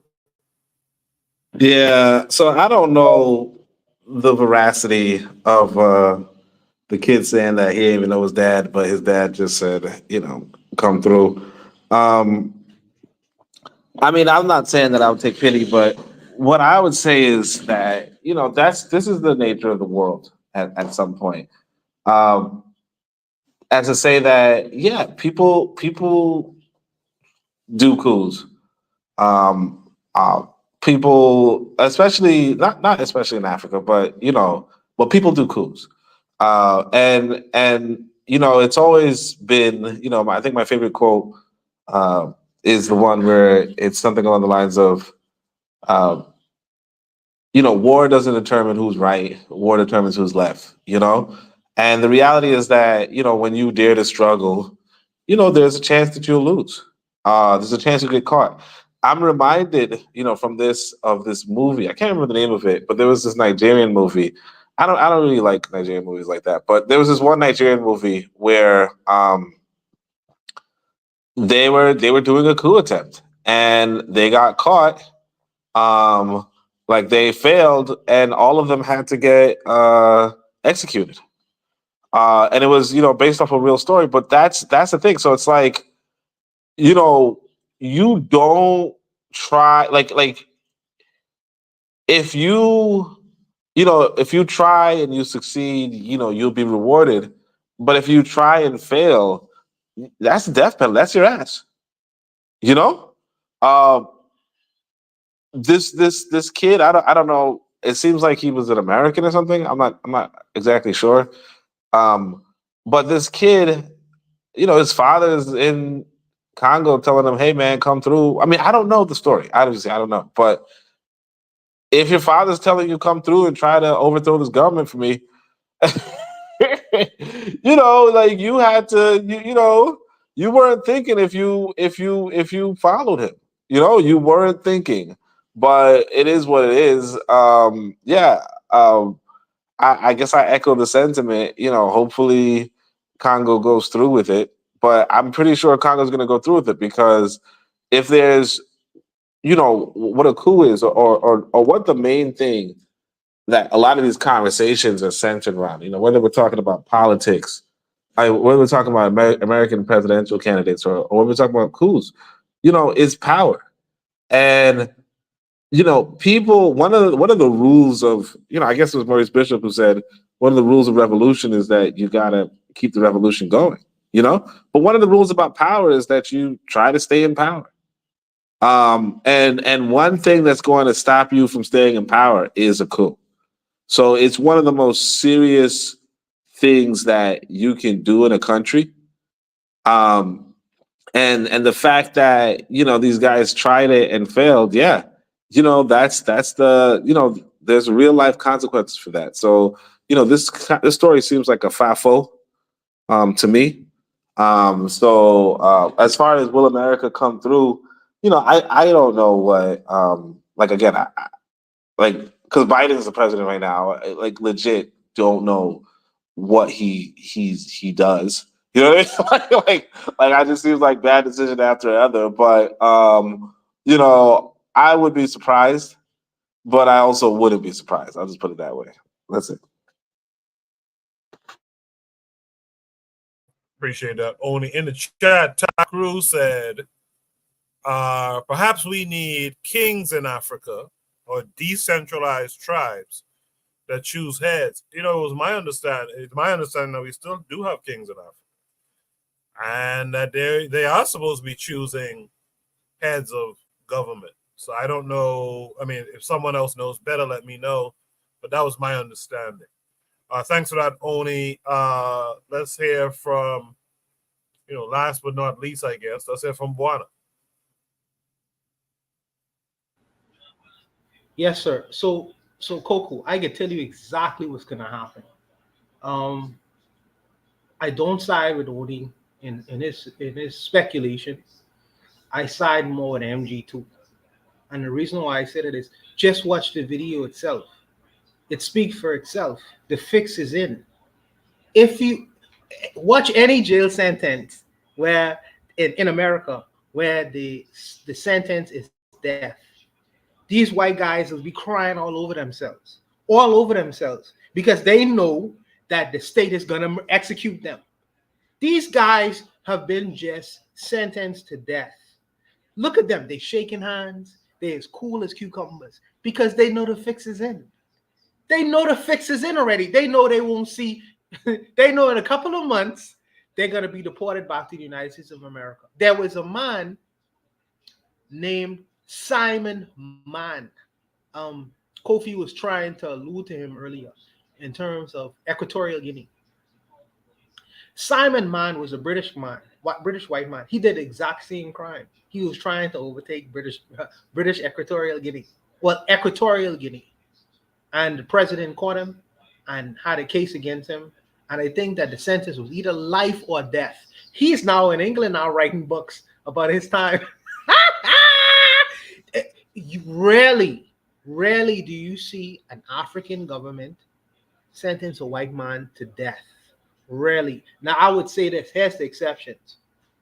If Idi Amin was alive, he is a dead man. If Mugabe was alive, he would be a dead man.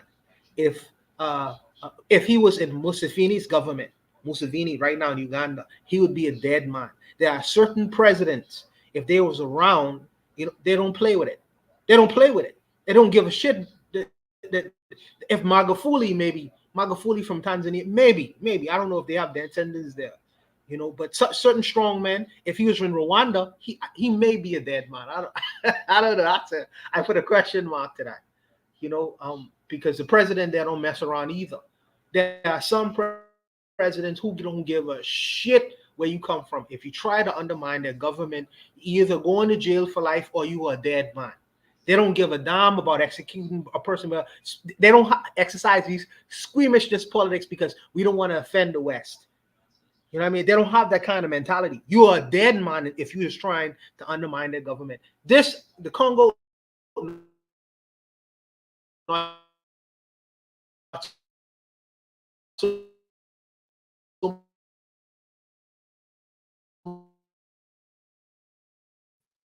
Juan, it sounds like you're in the Matrix a little bit.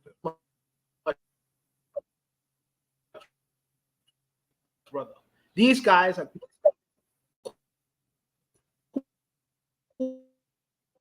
cool as Juana, you're breaking up, because they Juana. know. Juana, you're breaking up real bad. We didn't hear you.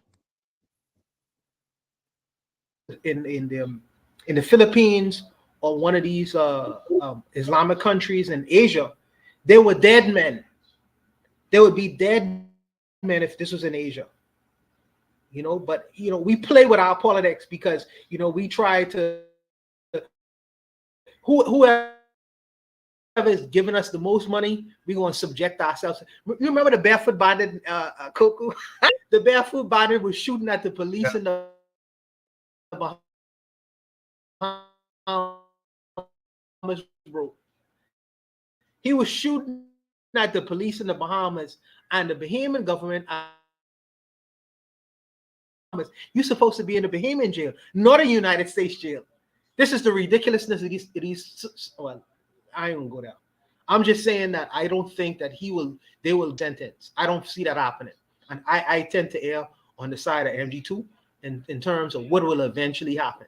I believe that. They won't see no kind of death sentence. But I'll leave it. Depending on who really they know within the United States government, who their families are, they don't have to worry about that. That's why they cool as cucumbers. You know, but I'll leave it there, Coco, just to be brief. Does anyone have any last thoughts or any questions you want to ask another panelist? I want to say one thing before we go on. I remember the one white boy, his name was Otto Warmbier. He went to North Korea and they accused him of spying for America, which he may have been, who knows. But they sentenced him, I mean, looking at the thing, they sentenced old boy to, let me see what it was. He got charged with 15 years imprisonment with hard labor, right? He lasted a year and they sent him back home in a vegetative state. And when he got back to the U.S., his parents requested they pull his feeding tube and just let him die. So every country is not soft on that. Who knows what the Congo might do? Is Congo North Korea? No, they're not. North Korea is very hostile towards Western interests. Congo tends to be very friendly towards Western interests.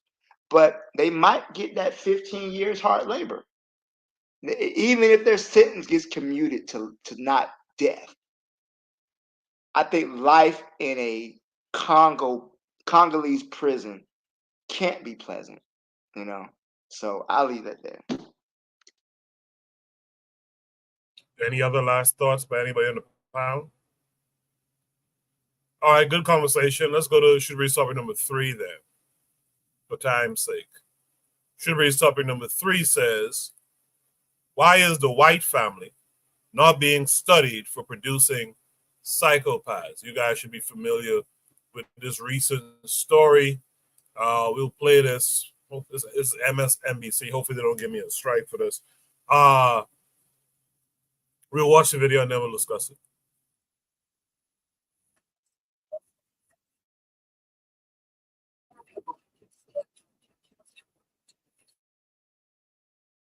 Yeah, I don't think we can hear this. Yeah, it's no sound, Coco. All right. Then they already spoke you. I just saw some notification from StreamYard that something disconnected. So let me stop sharing for a quick second. You can't show news. You can't show news channels on here. You know, these guys are funny. Like ABC, for example, you know, they're part of Disney. they strike you down. FIBA strikes Really, you. news channels shouldn't be striking you down. I use that content all the time, and I never get a strike from a news station. That's new. You would think, right? Yeah. Let me reshare this again. This time I don't see anything saying the sound is disconnected. So we'll watch the video and then we'll discuss it.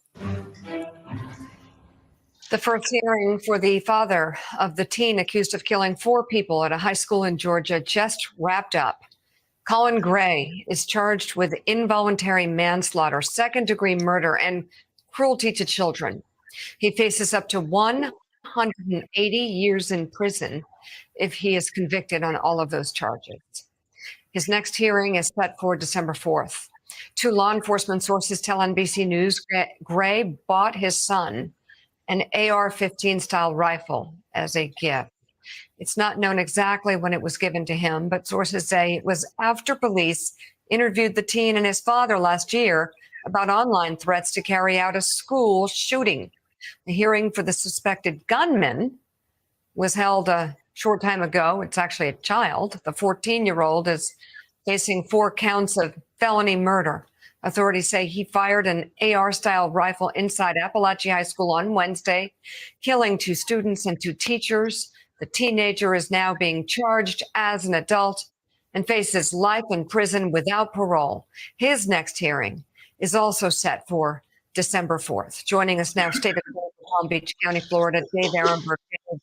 I think this is at least the second time a parent has been charged. Is this the new strategy in the war against these school shootings? Mika, something has to be done. You're not going to get it by just charging the child. When you're a child, your brain is still developing. The threat of life in prison means nothing. Plus, they rarely survive. They usually get killed or kill themselves. It's unusual that the kid here surrendered. The key to charging the father here is to show that he gave his son the gun and did not secure it after knowing that his child had severe mental health issues. And it's a stronger case for prosecutors if you can show that the father did indeed gift his son a gun after the FBI visited the house, saying that there was a report that his son wanted to shoot up a school. That would be reckless disregard of a known risk, otherwise known as involuntary manslaughter. There is precedent in Oxford, Michigan, the Crumbly parents. They're currently serving out a conviction for involuntary manslaughter. The prosecutors here in Georgia are going one step further. They're charging them under a unique statute, a second-degree murder statute, which is like second-degree murder for child cruelty. You know, you engage in child cruelty, and that leads to a death. I don't know if that's an overcharge. We still haven't seen the probable cause affidavit. We need to take a closer look at it. But you don't want to overcharge in a case like this because you're dealing with an unprecedented charge to begin with. We rarely hold parents accountable for their children's behavior in school shootings, but we should do more of that. Hi, it's Molly John Fast. I'm curious, there's a bunch of charges, right? Different charges. Can you sort of walk us through what that looks like and why it's a group of 3? Yeah, the most serious charge is the second-degree murder charge, which is a maximum of 30 years in prison, minimum of 10 years. That's for 2 counts. That's for the 2 children who were killed. It doesn't apply to the 2 adults, the teachers. Then you have the involuntary manslaughter. That's the one that got the Crumblies. It's an extreme recklessness that leads to a death. That's not intentional. And then there's the child endangerment statutes, which are lesser crimes. I mean, he's facing a whole host of problems here, and rightly so. I mean, you have a father who decided instead of buying his son access to a therapist, bought him an AR-15 style rifle. What kind of parenting is this? And he obviously didn't learn anything from the Crumbly case. You would hope that the Crumbly precedent would teach parents like this, but apparently not. Maybe this case finally will get it through these parents' heads. This is not how you raise a child. If your child shows serious mental health issues, you don't treat it by giving them a gun. All right. Yeah, you guys are probably familiar with the recent another school shooting in America, which is becoming like almost a ritual at this point. Like it's like a yearly thing. And as a matter of fact, we don't hear about all of them. That's something I learned a few years ago. We don't hear about all of them. One of the things I thought about this too when I saw this story and these charges being levied against the pops, I started to wonder if one day will they start pushing this on black folks? Where you have a kid out here running the streets doing nonsense and they decide to come and rope you in too. Something to think about. But with that said, let me mix it up this time around. Let me hear from Oni first on this one. Oni, what say you? Yeah, I'm not really too familiar with this shooting, but I mean, it's a start. It's a good thing that they're trying to do something about their kids killing people. Killing other kids left and right. I feel like it's 10 years ago when I remember when I was in college when we heard about some school shooting. I can't remember the name of it, but yeah, I mean it's a start. I don't wait. Why is the white family not being studied for producing psychopaths? Well, I mean, I think. Well, for that question, I don't know. I mean, obviously, there were a couple of studies with Bobby E. Wright in them. I think as far as white people not study, I feel like white people definitely do study white people on this kind of psychopathic thing, but I don't think that they. I mean, I don't think that they consider it a problem with whiteness because they normalize themselves, and of course it's like their country. So it's like, like for instance, if I were to go to Germany, German psychology will be about German psychopaths. But they wouldn't say, oh yeah, well it's because Germans are psychopaths. You know what I mean? Because like people don't do that. I think that I think we are othered because we're others, you know what I mean?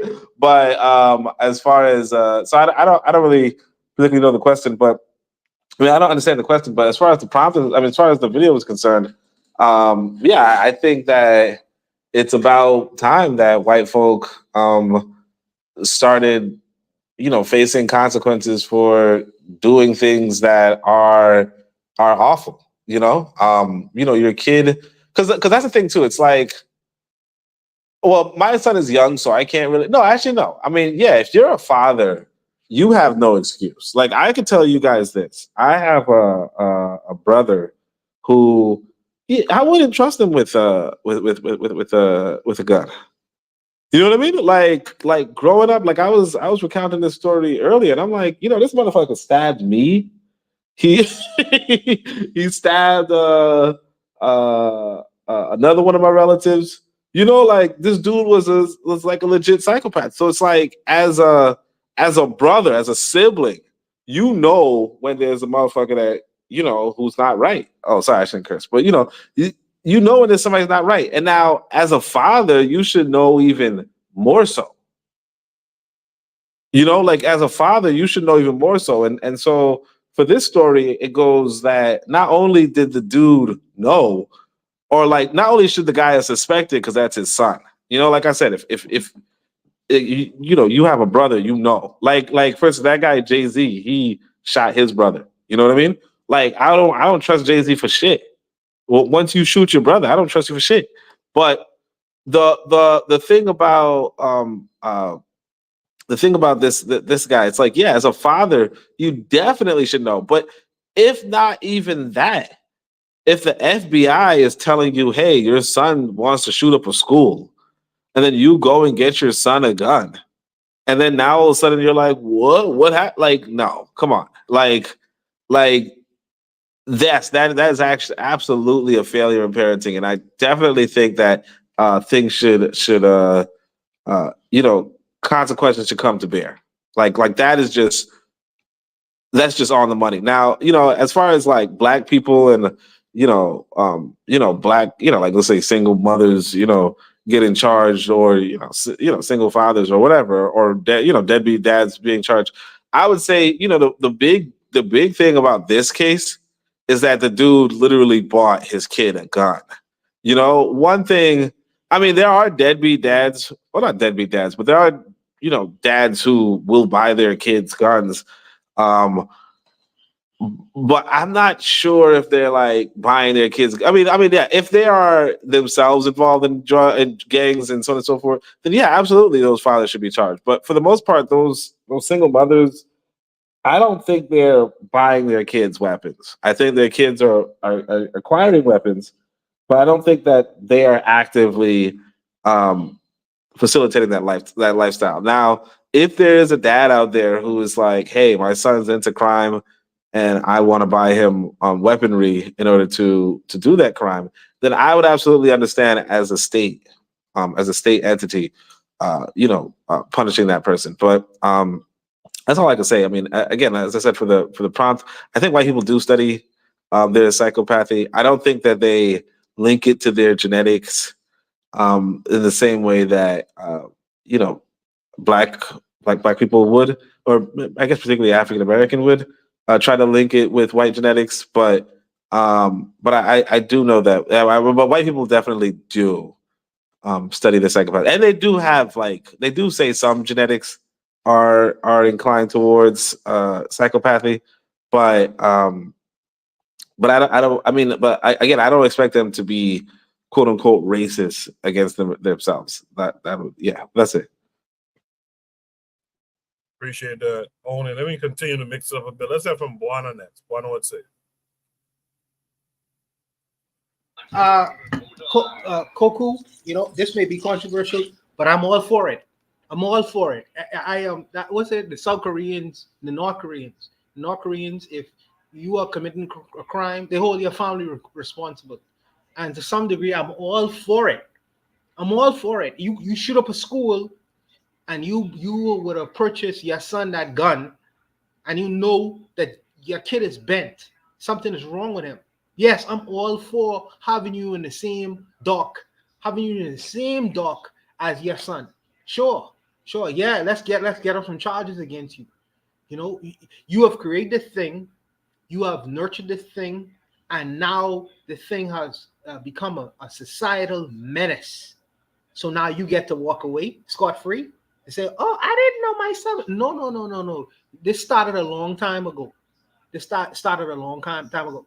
And somebody said, "Well, my parent didn't commit the actual crime." No, he didn't. But you fostered a criminal in your house for a long, long time. You fostered a kid who was bent in your home for a long, long time. You know he was something was off about him. You didn't report it to anyone, and now the consequences come to bear, and you want to exempt yourself from that situation? No. This is why I like, well, to some degree, I like the law, this law in America. I like this law in America. I wish we had them here. You take responsibility for your wayward child, because when your wayward child goes on the streets and act in a irresponsible way, harming innocent people who don't deserve it, we're gonna put you in the dock alongside your child to have you answer for the crimes that he would have committed. No. I enjoy that. Let's go. Let's get this started. I tell America with this particular law, bravo. So now we putting all the parents who would be subject to the actions of their children, we putting them on notice.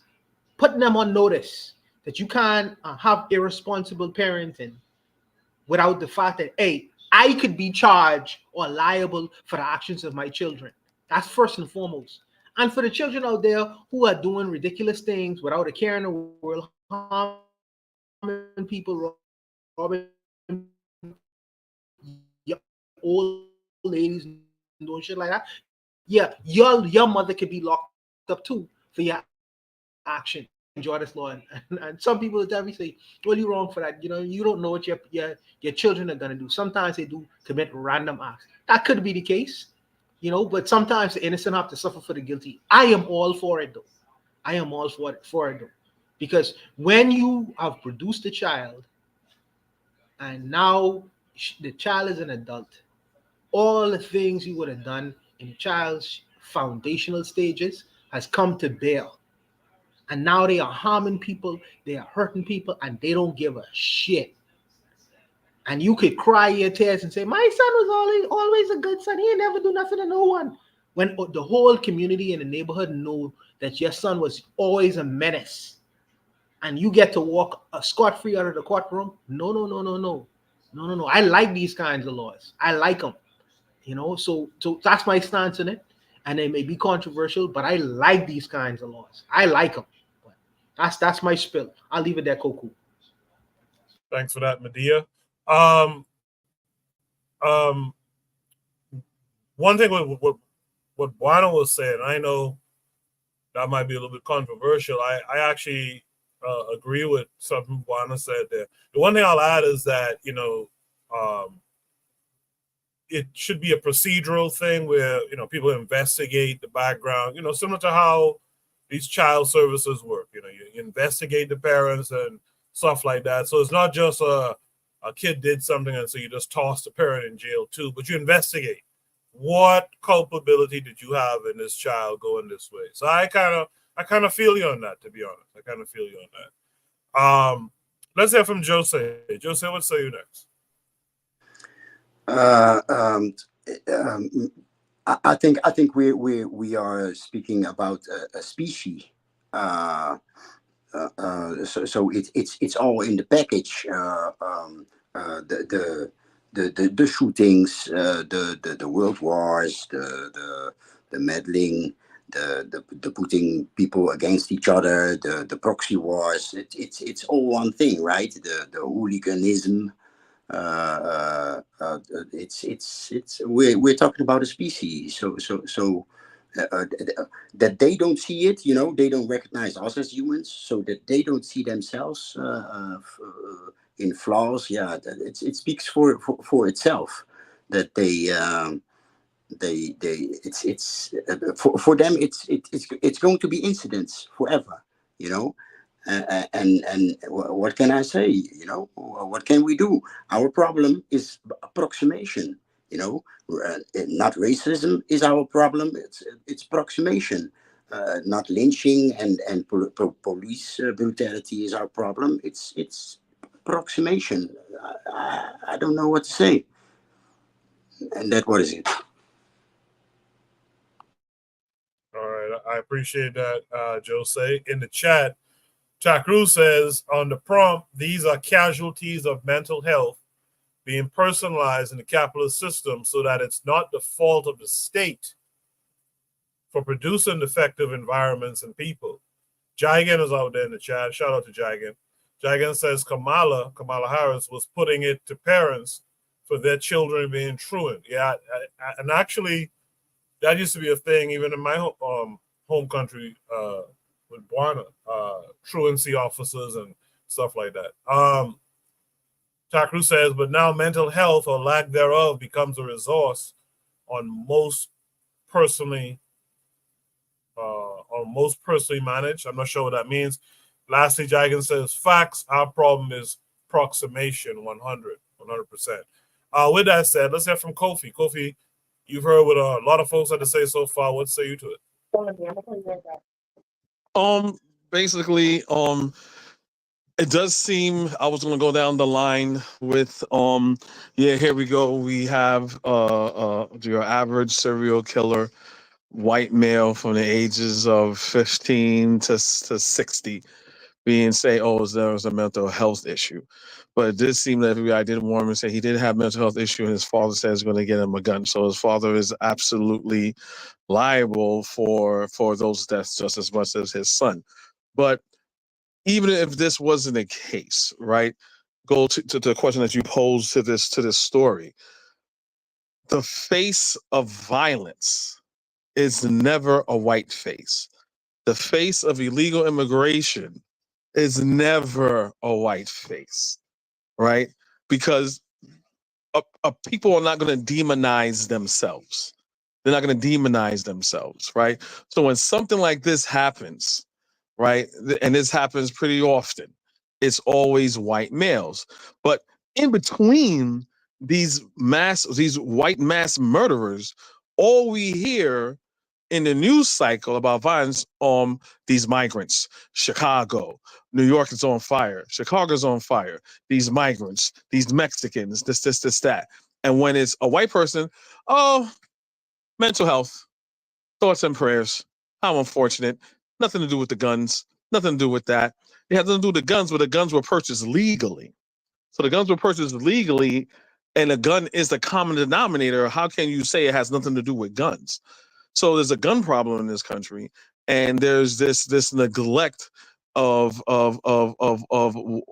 American culture around guns. I was looking at a Netflix movie called Supercell.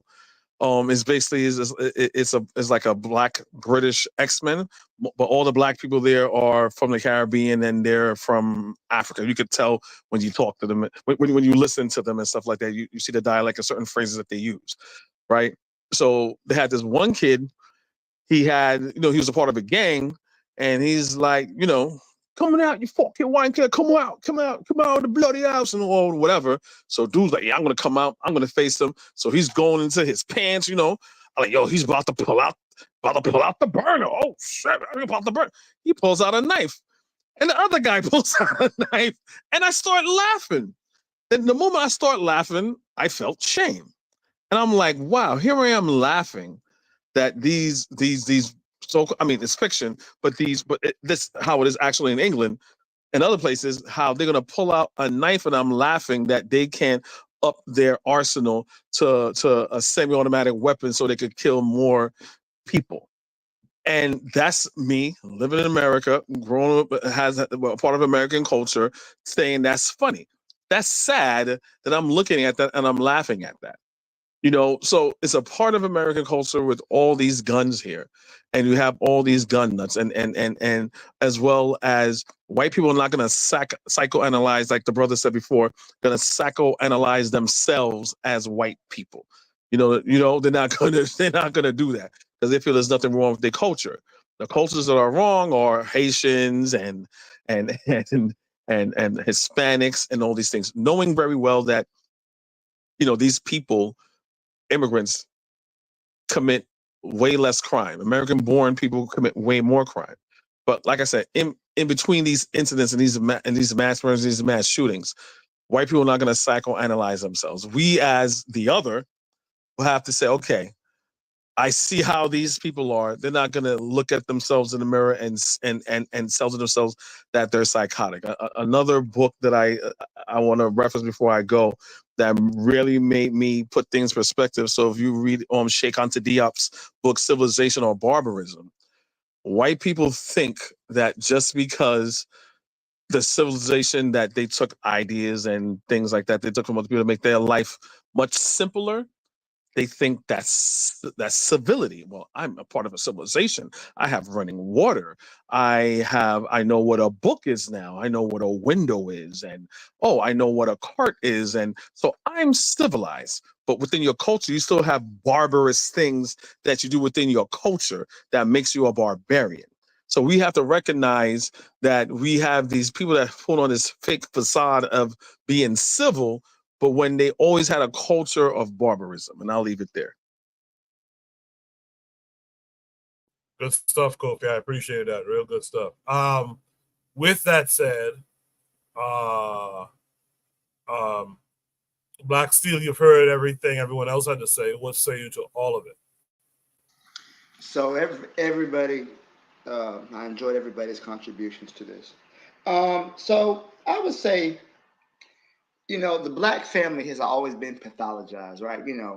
We always talk about Black parents don't take care of their kids. Whenever there's a Black, whenever there's something going on in Chicago, where are the fathers? Why are the fathers not in the home? We hear this rhetoric that gets, spread so often against African people. But when it comes to the European, they're not looking at where the father's at, right? They're looking at, there is a mental health problem, like Kofi said, it's a mental problem.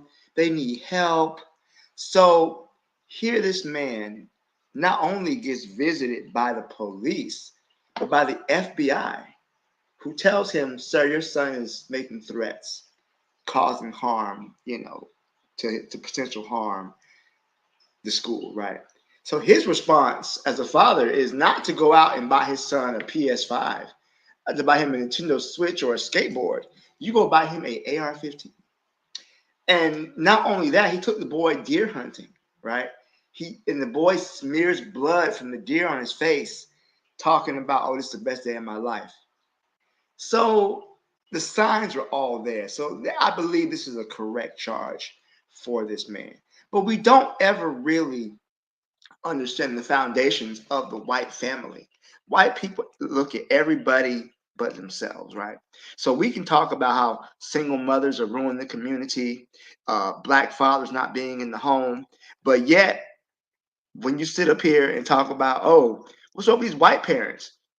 Why these white people, all their kids coming out shooting up schools, all their kids addicted to drugs? What's going on with these white people where they're committing, these white parents, their kids are committing suicide? Nobody ever looks at the situation. Then they start to blame immigrants. So why is little Johnny in the basement as an incel? He can't get a girlfriend. Oh, it's the immigrants. It's the black guys stealing all the girls. You know, it's their fault that these men, these young people want to kill everybody. It's the side. It's the socialists. It's the blacks. It's everybody but them. Who raised these generations of white people? Who was taking their kids to lynchings to see a black person hung up and tortured to death? That germ seed of a consciousness is still within the white society, and I don't think that they're ever gonna address it. It's up to us to address it, however best we can. But they're not ever gonna focus on that. They're going to talk about passing gun laws and restrictions. This was a legal firearm bought by a legal gun owner. So he would have, whatever gun laws they got in place, he would have bypassed them completely. Because it's really the mentality that we have. We don't really, and white people have the best PR. To Taku Tori's point, white people have the best representation on because white people are just perfect, right? Whenever you hear about these divestors, oh, this the white man, girl, get you a white man. White man be up here killing girls and dismembering them and throwing their body parts around the city, but but it's black men's fault somehow. You know, they never focus on the mental instability of 70% of the population in the United States. So I'll leave it there. Thanks. Appreciate that, Black Steel. Does anyone have any last thoughts or comments they'd like to make? All right. Now we should reach topic number 3. Let's go to should reach topic number 4 tonight. We're making good time. We might get through all 5 tonight. That's pretty good. Should reach topic number 4 says the educated individual today is the most dangerous individual on earth. This came with a link that takes us to Twitter. This comes from our friend Afro Native. He says Amos Wilson states these points on Eurocentric education versus Afrocentric education, and the latter's most importantly, including it a spiritual and ethical component. The Eurocentric educated individual today is the most dangerous individual on earth. Educated human beings. He goes on to say today are twisted and distorted, and they represent the greatest danger to life. When this world ends, if it ends, it will not be brought to an end by murderers. Think he meant this, though sounds like mothers, but by rapists, by robbers, by dropouts. It will be brought to an end by PhDs. It will be brought to an end by people who have clipped lawns, little lovely kids, and 2-car garages. It will be brought to an end by the pillars of society who go to church, who vote, who are concerned with the Board of Education, who will also go to work and design bombs, and will design all kinds of offensive and defensive weapons. Doctors who will design germ warfare, botanists who will design biological warfare to destroy crops, psychologists who will design methods to destroying people's minds, sociologists who will determine how you could destroy a society and its values. So the thing we must recognize is that education in a Eurocentric society is an education for war, and every discipline is a part of that war effort. Every discipline is a part of its scheme to dominate other people. The African American student is often deceived into thinking the education they're receiving It's non-political, which is the most political thing of all. All disciplines are related in some way to politics, and all disciplines are in some way related to maintaining the dominance of Eurocentric society. The Eurocentric society is one that is based on death and domination, and those people who are educated in it are educated to bring death and domination upon their people. Therefore, the educated individual who feels their education gives them the right to rob and steal from the average man and lesser educated man, and he thinks because of spending 10 to 20 years in school, he feels he's justified in robbing the people of every last dime they have.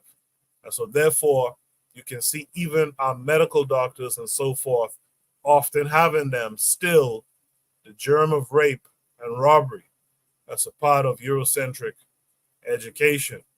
So this came with a link. I guess that's the link here, right? Let me see. Let me just double check. This came with a link. I'm supposed to play minute 48, 15. So what we'll do is we'll watch the video and then we'll discuss it. Hold of the training of our scholars, of our intellectuals, and of other people and of others to the European. Obviously, as Dr. Clark has indicated, the European is not going to move us toward the liberation education. In European education, in Egyptian education, we see a reverence for history. We, of course, have mentioned a reverence for ethics and for spirit. This is very, very, very important. I think this is one of the key things that will distinguish an Afrocentric education from that of a Eurocentric education. That is the including into the education of a spiritual component, of an ethical component.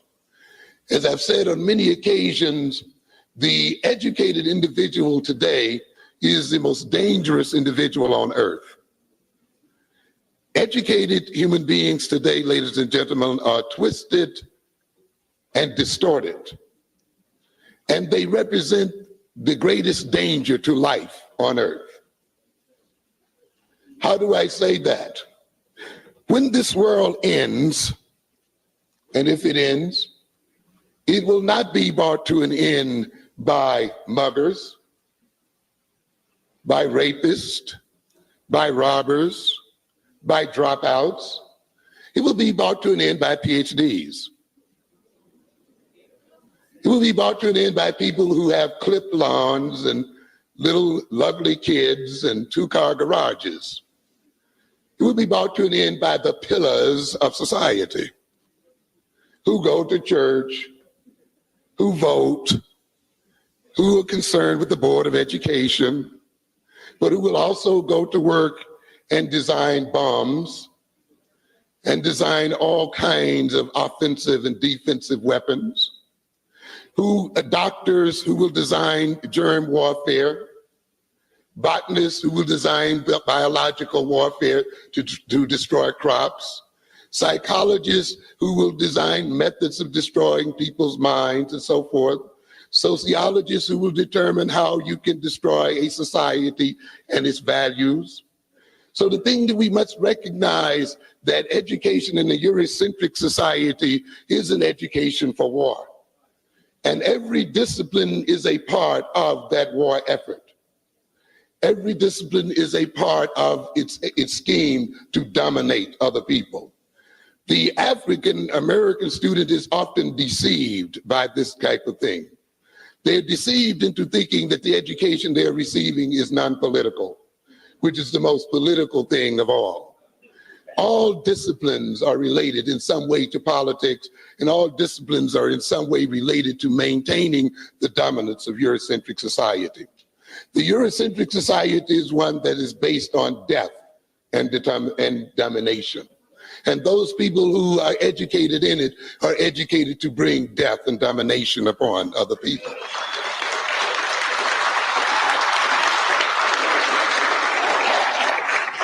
Therefore, the educated individual who feels he's educated and his education gives him a right to rob and steal from the average man and the lesser educated man, and he thinks by spending 10 or 20 years in school, he's justified in robbing the people of every last dime they have. And so therefore you can see even our medical doctors and so forth often then have in them still that germ of rape and robbery that is a part of Eurocentric education. The education is very subtle. I told my class the other day, wouldn't it really be so different if you came to this class out of a desire to learn, you know, just out of the pure desire to learn, and that we didn't relate to each other as student and teacher, but as people sharing knowledge and information. And that I don't have to take the role of an authority over you. And that I don't have to motivate your education through fear. So that you do what you are asked to do because you're afraid of getting an F, or because you want to get an A, or because you want to be great one day, or because you want status and all of these other things.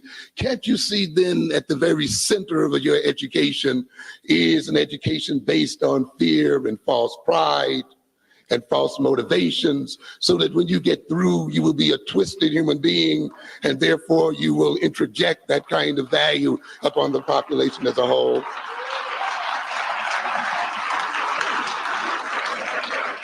So this is why we have the paradox of the educated European not becoming civilized, but more uncivilized, and how ultimately knowledge will become the source of man's destruction. One of the fundamental orientation then of an Afrocentric education is to change this orientation, this fundamental death and rapacious motivation at the root of education. And one of the ways of doing this, of course, is to reintroject the spirit, the ethics, and to reintroject in some way religion and reverence for life in education. People who are educated without spirit, without a reverence for life, are educated to become prostitutes. They then will sell their services to the highest bidders, regardless of how what they will do will be used. And so we have the stupid situation that we are faced with today, where by offering a physicist a corner house and a two-car garage and a full professorship, he will make a bomb that will destroy himself, his children and grandchildren, and the whole of the world. All right, I wanted to add, because I didn't realize I was reading what Wilson was saying in the video. And I wanted to add a little bit more to that, because he is cooking in that video, by the way. And I know Oni doesn't particularly, well, I shouldn't say that, but I think Oni is not the biggest fan of Dr. Amos Wilson. Oni, the educated individual today, is the most dangerous individual on earth. What say you to what Dr. Amos Wilson just said? Yeah, well, anyway, what I would say is this. Science in general, science and technology are what gives human beings the edge in terms of danger. And this has been the case since prehistoric times. You know, a human with a club, a human with a spear, a human in the club had an advantage over, almost the entire animal world. But really, the human that could control fire, who had a club, had great advantages over almost every other beast. Not all of them, obviously, like lions and stuff. But then when you have the spear, you have an advantage. When you have a bow, a lot of people I might not be familiar with this, but the first kingdom the first recorded kingdom in history is Tasseti. That is, the precursor to ancient Egypt. And this kingdom, Kaseti means land of the bow. And what they had was very, very, very skilled archers, which kind of tells you that the first kingdom, the basis for the first kingdom was military might, So, and of course the bow, which seems kind of primitive now, but it's a huge leap forward for I would say Earth technology. There's no other animal on this planet that can do that realistically. So all that to say that yes, obviously, the better the science, the better technology, the more dangerous the human being. And that's just what it is. Now, as far as so if that's the claim that educated people are people who are who have more access to better science and therefore they're more dangerous, then sure, I think so. But I don't personally, I don't think we should demonize or we should make it seem like a negative thing to have better technology. Obviously it's bad for us if we have worse technology. But Oni, just interject. Sorry. I think the real thing, I don't think is a demonization of education and technology per se. I think it's about the Eurocentric education versus an Afrocentric education. So let's talk about it from that standpoint, I guess. Yeah, so that's another thing that really irked me one time. I was listening to Amos Wilson lecture, and he was like, in Japanese schools, they the students, because at the time I was kind of the opinion that why are we comparing us to other people kind of thing. But the whole thing was Japanese kids after school, they would clean up the classroom. They would, they're polite to the teacher, blah, blah, blah. They're so good at math. You should see their math scores compared to our math scores. And I was like, okay. I mean, when I first heard it, I was kind of like, why are we comparing, Black people who went through a certain history with the Japanese? But as I got older, I realized, we don't even have schools. Well, at least African Americans don't really have schools like that. Now, obviously, there are private schools. But generally speaking, if you're comparing, you're not comparing the private schools, which are really great performance academies, right? Which the African American private schools can definitely compete on an international level, right? But you're comparing public school African Americans who, again, it's not their country. That you can't compare that to the Japanese who have their own, who have their own nation, so to speak. Now, that's not to say that Black people around the world have great schools and only, because that's not true either, right?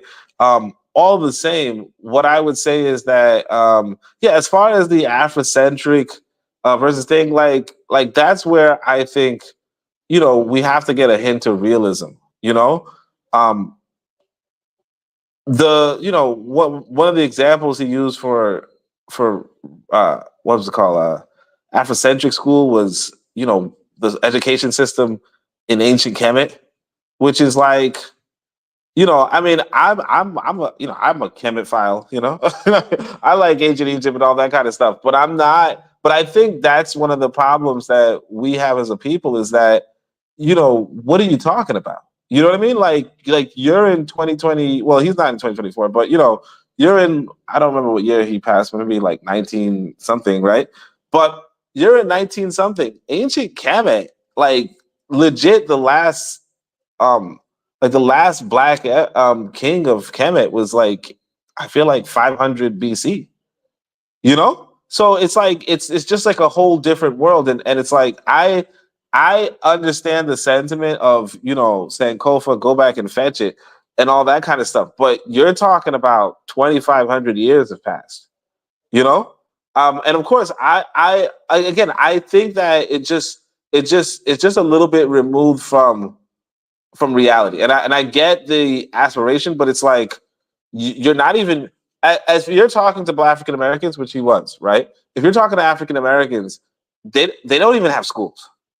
And that's one of the things that really surprised me. Like back when I was in university, it's like there's legit no independent higher learning, well, except for HBCUs, but there are no, besides from HBCUs, there are no independent higher learning institutions, tertiary education institutions in Black communities, particularly like in Black hoods. So like if many of us are in the hood, and not all of us are, but if many of us, like if you go to the hood, there's really very limited at independent tertiary level, high science, high technology level educational facilities available to us. So it's just almost like, what are we talking about if we're talking about like if we're being frank, if we're being honest, what are we talking about if we're talking about um uh uh installing like if we're talking about the need for a better educational system? It's like,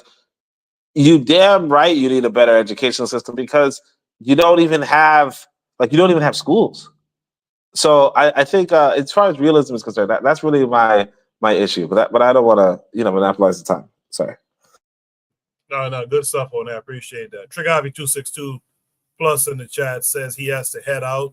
He has some things to do. I appreciate you coming through, Trigger. See you next week.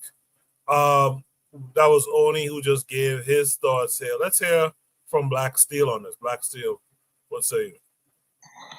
Yeah, I don't know what Oni was talking about, man. I don't know what Oni was talking about. So, what Amos Wilson is really, I'm an Amos Wilson fan. I have several of his books. Listen to his lectures often. He's really referring to how the Eurocentric education idea it's dangerous, right? Because the very idea of Eurocentric education, you see the European as the center of the universe. They see themselves as the focus. And if a Black person adopts that idea, right, what happens is that they become willing participants in the European system. So Black people, Black children, don't see themselves as Black children. They see themselves as just dark-skinned white people. And to his point, right, all of the major generals in the army are educated people, master's degrees, doctorate degrees. The people who are building the nukes are the educated ones. But then when Black people, what did Garvey say? It's my favorite Garvey quote. He said, if the Negro was not careful, he would consume all the poison of modern civilization and die from the effects of it. So when we have these education, it makes us dumb. What Amos Wilson said, don't be educated out of your mind. And that's what you see with a lot of Black people who are deep in these institutions of higher learning, without really thinking for themselves, without having any type of Afrocentric culture. They start to internalize and they start to believe this mess, which is kind of why you see, the divestors, right? You see the divestors, they grow up around Black white men. They've internalized the white people's beauty standards. And now they can't stand to be around anything Black. You see that with Black men too. They grow up around white people. They grew up in the school. They read about Columbus and the Middle Ages and, all this other stuff. And then that's their worldview. And that makes them dangerous to other African people. Look at Condoleezza Rice. Look at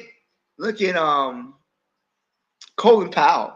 Look at fucking Kamala Harris. She said she's going to create the most lethal military. That's not a good thing, guys.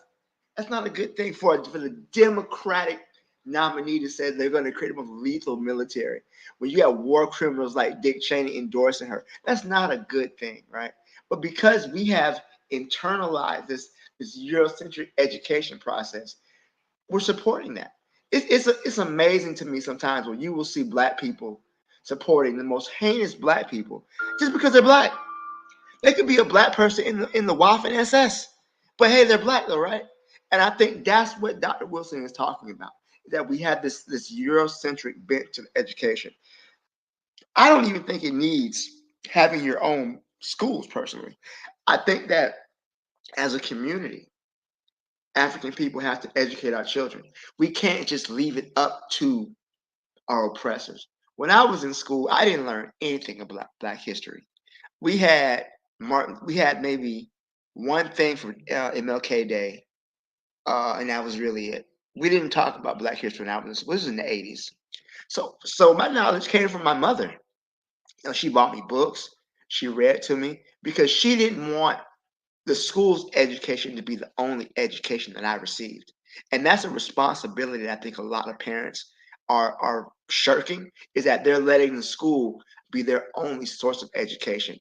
And then when you have a school where most of the teachers are white women, what are they really teaching your children? It can't, you know, you want to learn algebra, you want to learn the Pythagorean theorem, which even in itself, Pythagoras did not originate that theorem. That came from Kemet, but yet we put a Greek person's name on it. So, you know, even that in itself shows the Eurocentric leanings of our education system. So I would just say, as parents, don't shirk your responsibility to educate your children outside of the classroom. That's something that we all have responsibility to do. So I'll leave it there. Thanks. Appreciate that, Black Steel. Jose, what say you? Yes. I'm sorry. Yeah, I was laying on the couch a couple of meters away. We live in days that it is out in our face, isn't it? This is very clear that educated people are very dangerous. Who is raping language to make nonsense reality, like 91. What is it? What do they call it? It's not sexist. It's that other word.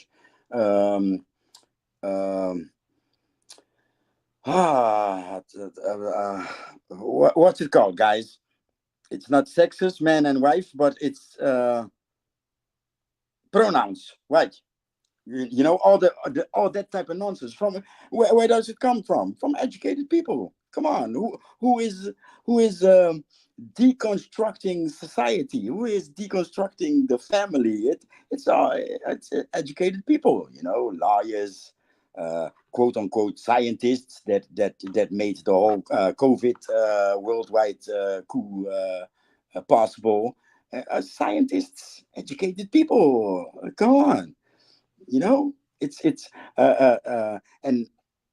I've noticed it for a long time. You know, in university over here, it's called WO, right?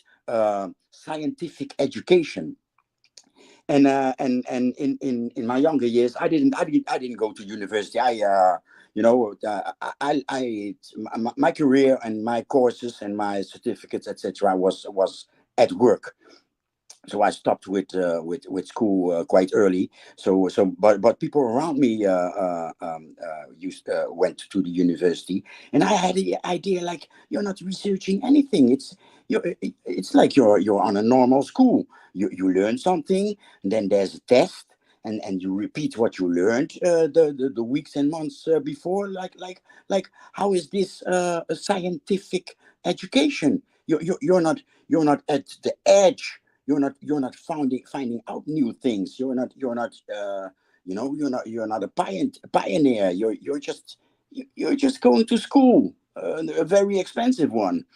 So yeah, I don't know, man. It's a sign of the times, or the times are showing us the signs, and that's it. Thank you. Appreciate that, Jose. Kofi, you've been listening to a lot of folks talk. You see the chat. What say you to it?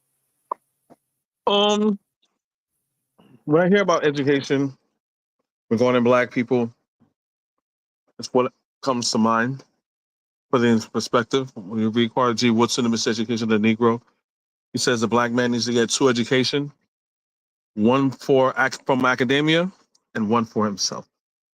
So when it comes to us, yeah, we have to know who knows who they are so we can know what they're doing. So someone like Kamala Harris or whatever and stuff like that, I wouldn't really like put that on her too much, because of the job. I mean, there was an old clip, got the name of that guy who was interviewing Muhammad Ali. Muhammad Ali was like, "Do you want to be president?" He said, "Hell no." Because he understands the job. But when we look at education, I think Dr. Wilson is very true. What he's saying is actually true because it does come from an educated person. You know what I'm saying? Because, the saying in the land of the blind, the man with one eye is the king. And we have people that were like, hey, wow, I know something that they don't know, depending on, it's human nature. You're going to have people that are going to take advantage of other people, right? You're going to have those snake oil salesmen to sell you an idea, a product, or whatever. So yeah, we do gotta look at those people, but at the same time, I'm gonna change it up a little bit. Also, stupid people. You know what I'm saying? There's stupid people in the society right now. You thinking this is the age of information that everyone would know left and right, what's up and down, and what's black and white, and shades of gray. You have stupid people manipulating other stupid people because all the stupid people are getting together and finding that it's validating other people's stupid ideas. George Carlin said something: "Beware of stupid people in large groups." You know what I'm saying? So yes, it is. So people, like the Oppenheimer, that made the bombs, and people who made like Ebola and all these things that cause harm. Yes, those are the ones to look out for. But at the same time, stupid people could also come to our demise. So when it comes to education, I like to tread carefully because in this day and age, and I'm going to take it there, in this day and age, we have people. I mean, I have a close friend, smart guy, but we don't believe. I don't know why I'm using the word belief because we're talking about science. We don't believe certain things. And when you have people that don't believe in science and certain things and history, then those are the stupid people. Then we have people that can take advantage of them. You know what I'm saying? So, I mean, I'm just pretty much, leave it at that. But when it comes to education, we have to know us as Black people, like who has our interests best in heart if it's to harm them with their education. But what we have to understand is also be educated so we can see the okie doke. So I know I was going to bring it to an end, but real quick. So when it comes to science, and I listened to Saw Netter, and for those who Sarah Suit said he is, and what kind of knocked him off his crown.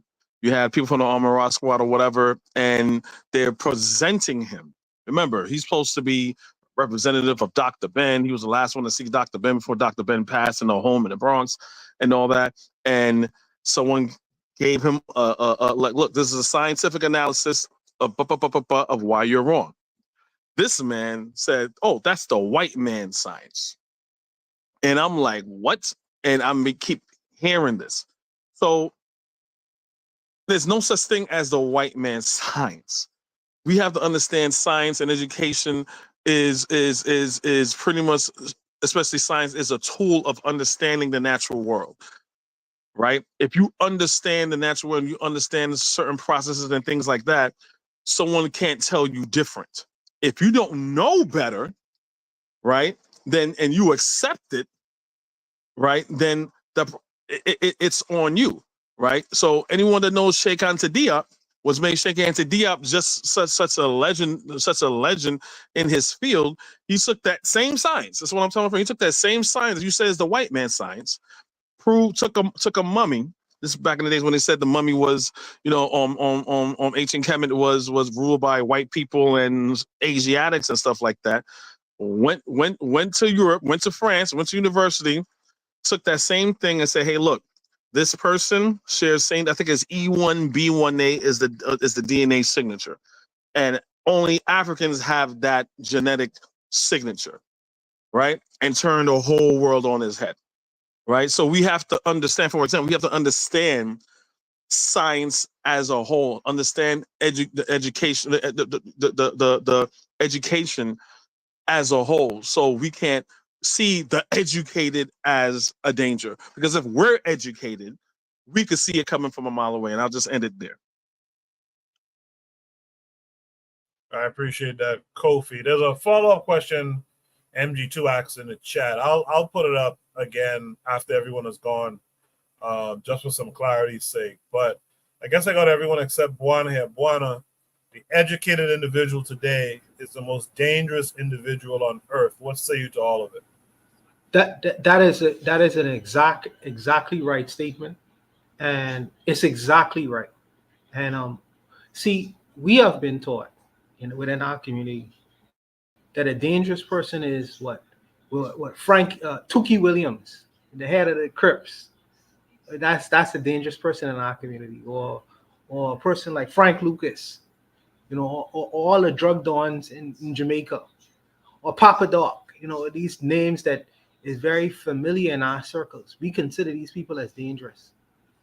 But if you was to ask the regular rank and file Black person within our community, they have no idea who Robert Oppenheimer is. Kofi mentioned him earlier. They have no idea who Robert Oppenheimer is and what his contributions to the world is. Have no idea.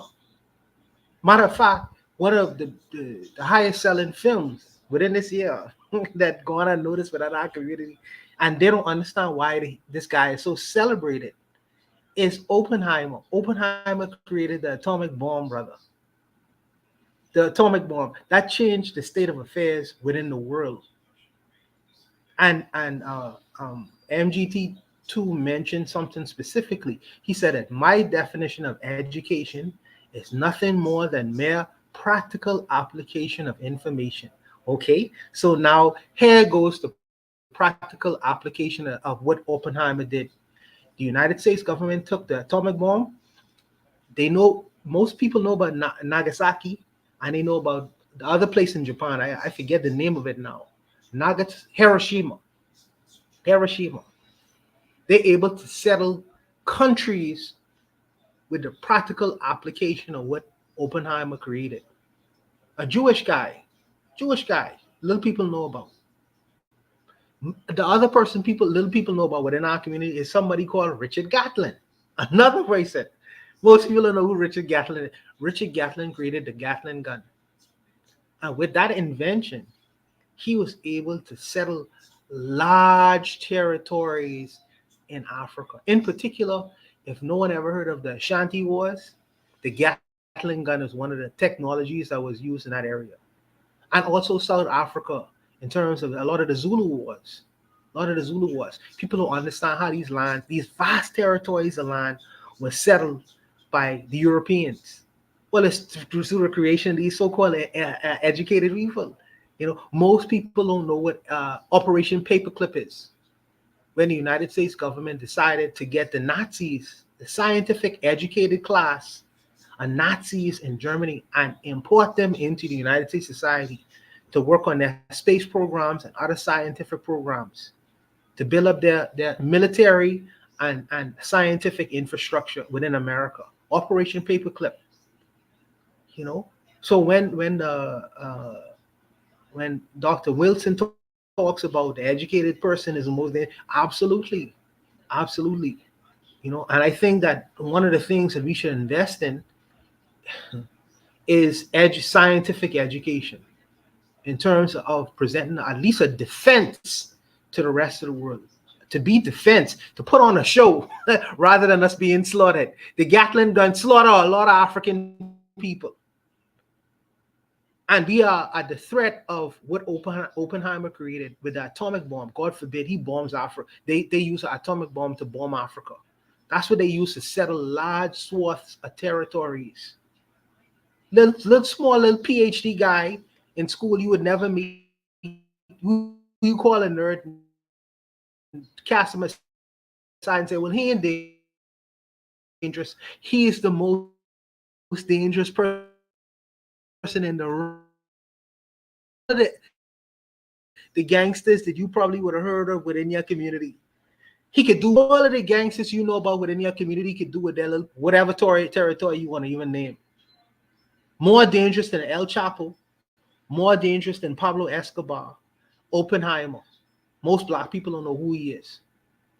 No. So the science, understanding what the science is in the world, and being a competitor to at least present an alternative.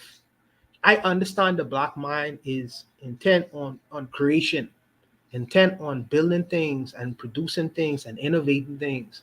But the black mind must also understand in terms of, yes, I create this good product. How can I defend myself against someone taking these things away from me?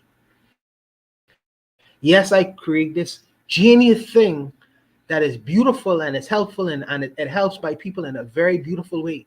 But now I have to use that same mind and initiative to create some sort of defense against people who may want to take these things away from me.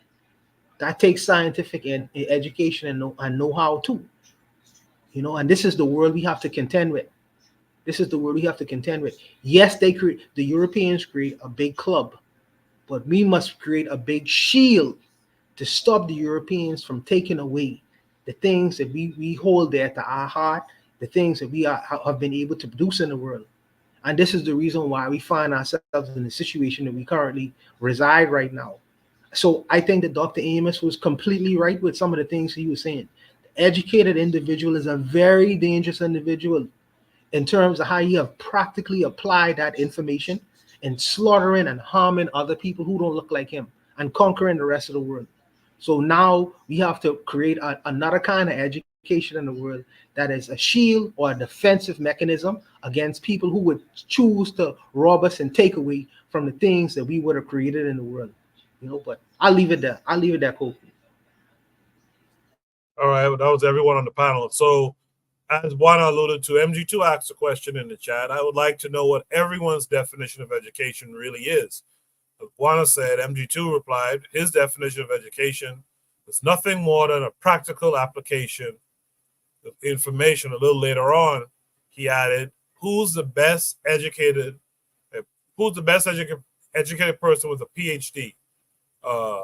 Sorry, I'm fucking this up. Who's the best educated person with a PhD or a person with survival skills in the middle of World War III? He says self-preservation is the best education anyone can get. So what are you guys, or some of you guys' thoughts on what exactly is educated? In particular, what exactly is African-centered education? Anyone can answer. I will basically say that everything that facilitates to the needs of a people as far as like survival, right? In that particular context. So your history, your education, academic as far as like your math, your social studies, your sciences, your engineering, your economics, that would be education. That would be African education in for lack of a better word or a manner of speaking. That would be education as far as African totality, in my view. Could you be educated in other fields and things like that? Yes. Could you be educated in European history, Asian history, things like that? Yes. Because you do European so-called ingenuity and things like that? Yes, you can. And I feel that is fine long as it fulfills the need of African people. Appreciate that, Kofi. Does anyone else want to answer that question, or shall we move on? All right.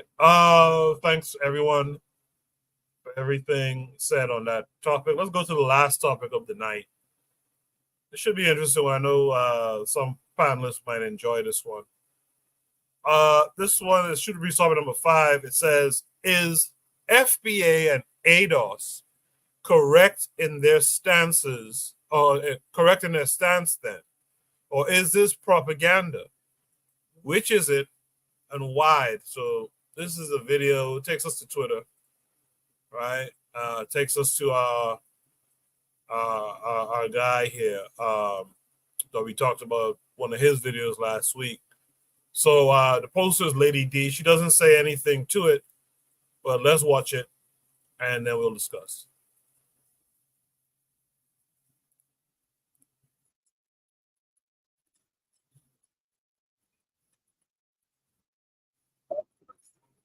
We can't hear anything. Sorry about that. I guess this thing disconnected again. So give me a second to share my screen again.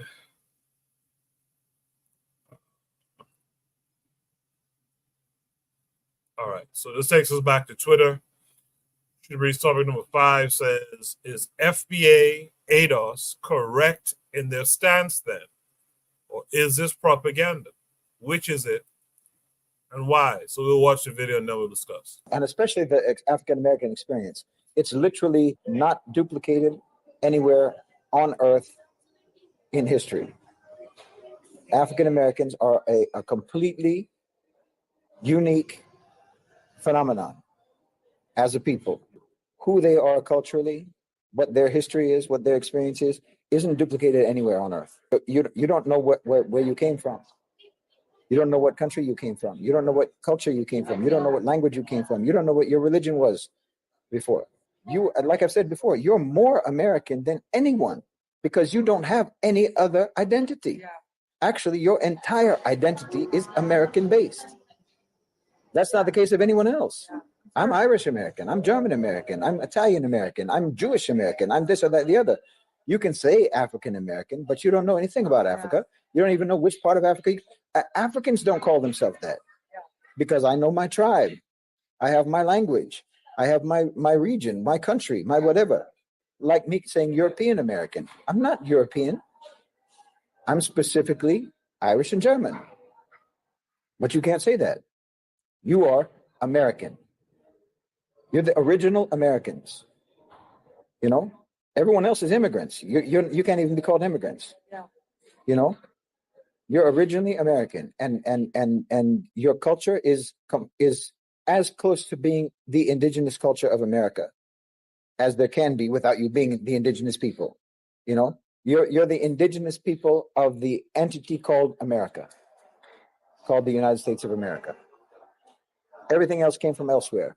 Your culture is the only one that came from right there because you were cut off from everything else. You know, there's nobody else like that. There's nobody else like that in the world. There's no other culture like that in the world.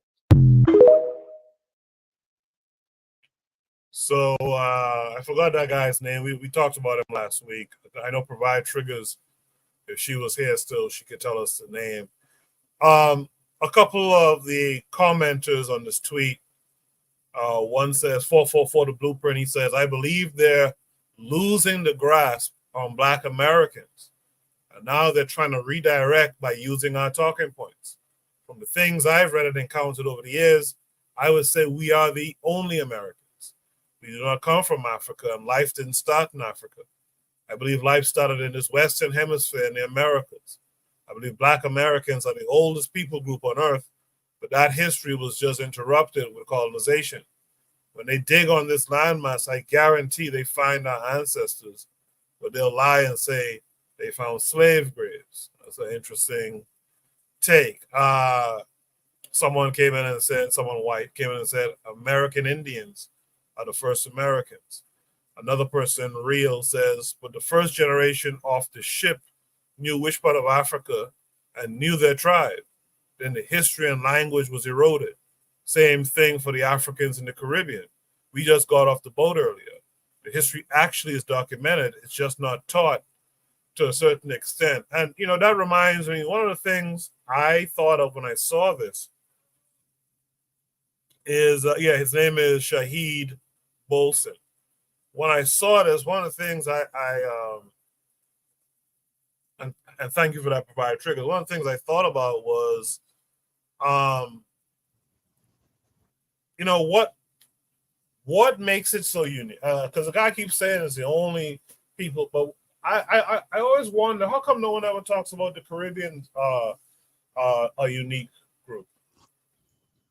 No one ever talks about that. It's kind of just assumed like Caribbean folks are like this extension of African folk, but no one ever talks about we have a unique experience, which is interesting. Well, anyway, with that said, I want to mix it up this time. MG2 has returned. MG2, what say you to this? Yeah, it's amazing coming from an Arab / Jew / German / whatever, Irish or whatever. It's quite interesting that someone that is not of our species can actually, comment on, and that's his opinion. That's all it is an opinion. The thing is I'm glad you asked, is this propaganda or something else? It is more than just propaganda, and it's more than something else. And I'll get into it hopefully briefly. I am very loquacious, but the thing is Dr. John Henrik Clarke, I always like to refer to something that a lot of us kind of forget what he said. Said we worry where the boats dropped us off and not where we were picked up from. And when you brought up about Caribbean, for instance, okay, and I'm glad you brought that up, because outside of Brazil, the greatest amount of Africans outside of Brazil that are in diasporas actually reside in Colombia. And a lot of folks don't realize that. You've got Suriname, Guyana, you've got, and so a lot of times the so-called African American wants to be quote unquote American, or as Malcolm X said, you can't put cats in an oven and expect them to come out as biscuits. They're so inclined to do that. I'm sorry, say it again. They're so inclined to do that because of the fact that it's wanting to be something other than they are. And it's unfortunate, not all, but I'm talking in particular these idiots that call themselves FBA and ADOS. One of the things that they really like, when the term African American in and of itself is foolish. Only an idiot would say that about themselves. But again, I understand that because their frame of reference, everything in life is about frame of reference. What is your frame of reference? What is that thing that actually that you can, that's your standard bearer in what you are, what you believe in, what you do? And unfortunately, the so-called quote unquote African American has adopted the so-called American frame of reference. And the reason is I say that is just look at the term African American. That tells you everything you need to know. One word is an adjective and one word is a noun. And this is an English, quote unquote, so-called, the European language, but unfortunately we all speak. A noun is a person, place, or thing, something that you can hold, touch, taste, smell, something that actually exists. And it is, I'm not going to try to use this term because they've beat it to death, but it's something that is very tangible. It's something that exists in this world. That's a noun. An adjective is basically, it's abstract. It doesn't necessarily describe anything. It's like beauty, truth, history, facts, and evidence. It's in the eye of the beholder. If I said, Koku, go get me a red chair, well, you might get me something that looks pink because because your red might be, my red might be your pink. It's basically, it has about as much substance as a teacup. When you use the term African American, what is the noun and what is the adjective? In other words, that adjective that should be a noun, i.e. Africa, that's your frame of reference now becomes so-called America. And that's the thing that I notice more often, unfortunately, because we have been twisted upside down to think that someone else's frame of reference exists. So therefore that is the law. That is the standard. That's absolute.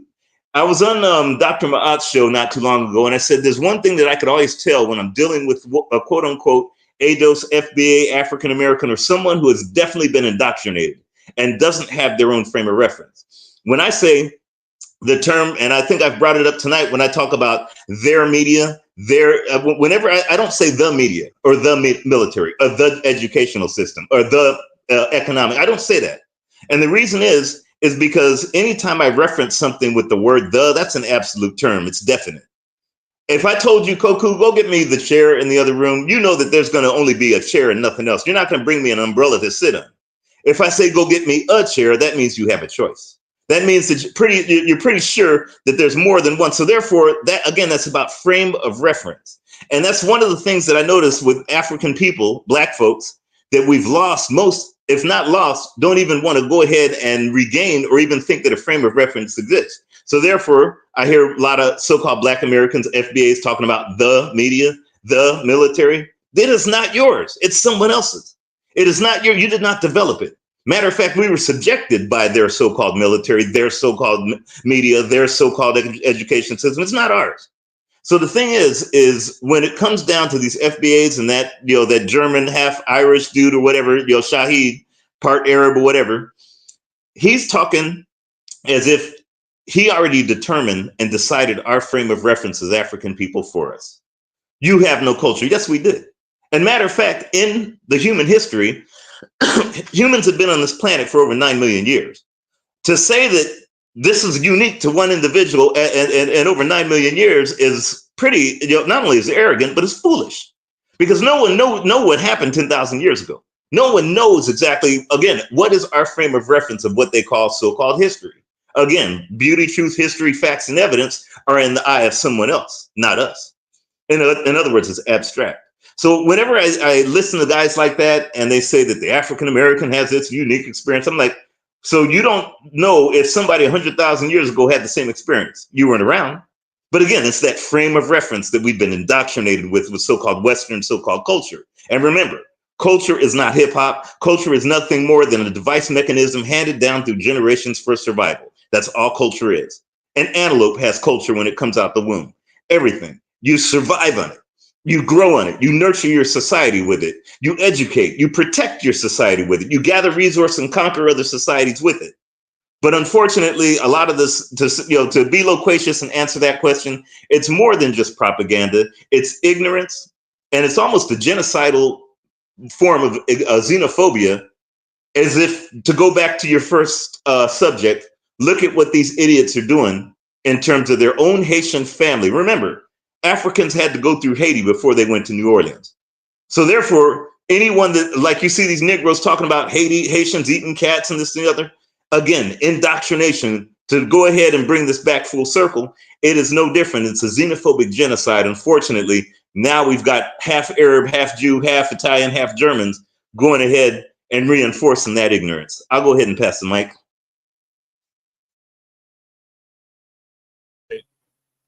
Appreciate that insight, MG2.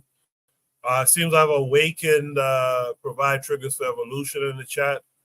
She says, I don't totally agree with his views, this guy in the video, on this topic, as I heard this clip before. Not being aware of one specific ancestral location doesn't negate the fact that we have an ancestral cultural location that we are connected to.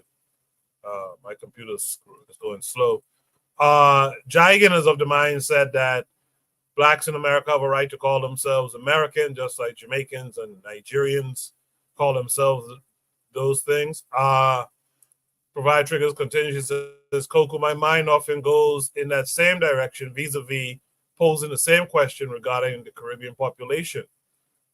She continues, aren't Caribbeans historically identical to the African Americans? Why aren't they described as unique as well?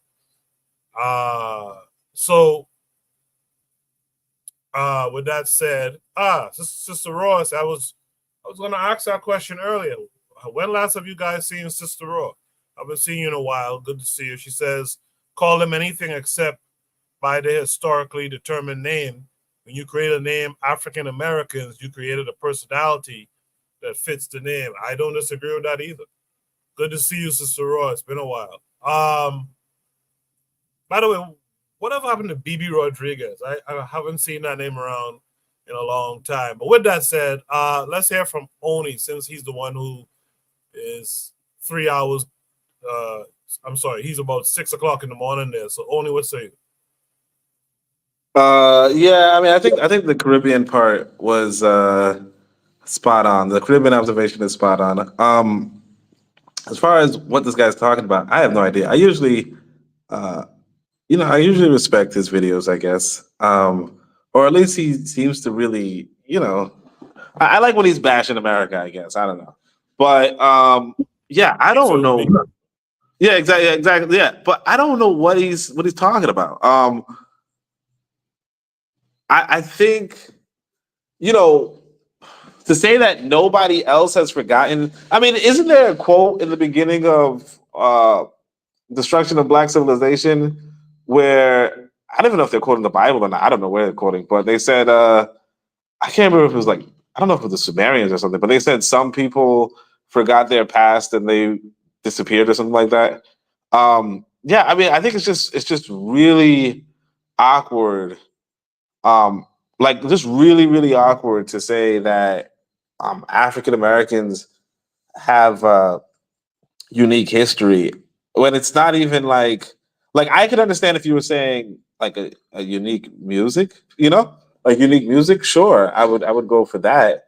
But I mean, like what is so unique? I mean, and again, like you said, like not only does the Caribbean have that experience, but if you're talking about people being displaced from their continent uh, to another country and under another country's laws and so forth. Um, yeah, that's a thing. Now, I think he was making the argument that black people in America were forcefully um, made to forget their like where they came from originally.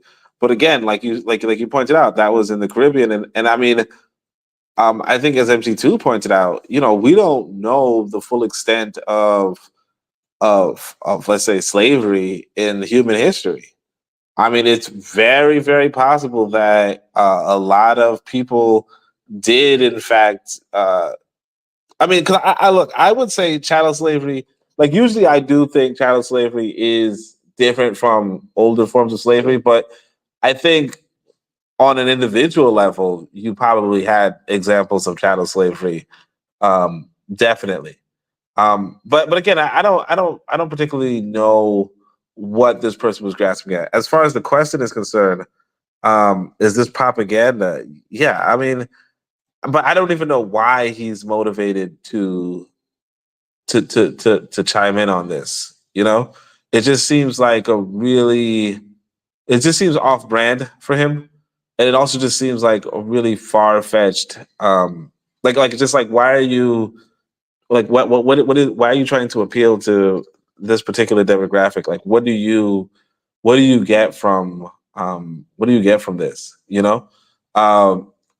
Now I think yeah, I don't I mean I think a lot of people do try to sow um instability in America uh by stoking racial flames, but I don't see this method as that efficient, Um, I mean, unless he was like, I guess maybe possibly trying to stoke some anti other black sentiments, but I don't see how this would harm America. But as far as you're the original Americans, no, the white Americans is if you're talking about America as the United States of America, as the government, the nation here, the white Americans are the original Americans, and that's just what it is. And as far as well, yeah, but the white Americans know where they came from before. Okay, that's not a bad thing. You know what I mean? like I mean that what they treated you incredibly bad, and not just you. Obviously, the white people were just the worst population. I mean, they are probably the worst no, not probably. They are the worst um, population on the planet. Absolutely. And what they did to all of us is just, in modern terms, would be considered a crime against humanity. But yeah, I mean, like I don't see that as a badge of honor. I see that as a very terrible circumstance that it just doesn't even make any sense why this person is kind of making it seem like it's a positive. That's all I can say. Thanks for the opportunity. Yes, sir. Yes, sir. Thanks for coming through. Yeah, I'm like you. I try to. I feel like it's a propaganda piece, but especially looking at this guy's history, as you alluded to, and provide triggers, and I agreed. He's usually very anti-American, so I'm trying to figure out, was this supposed to be a way to boost Black Americans to, I guess, take on white Americans more? I'm not certain why he did this. It seemed a little strange to me. But I thought it'd be an interesting thing to discuss in terms of propaganda on that and why. With that said, let's hear from Jose. Jose would say.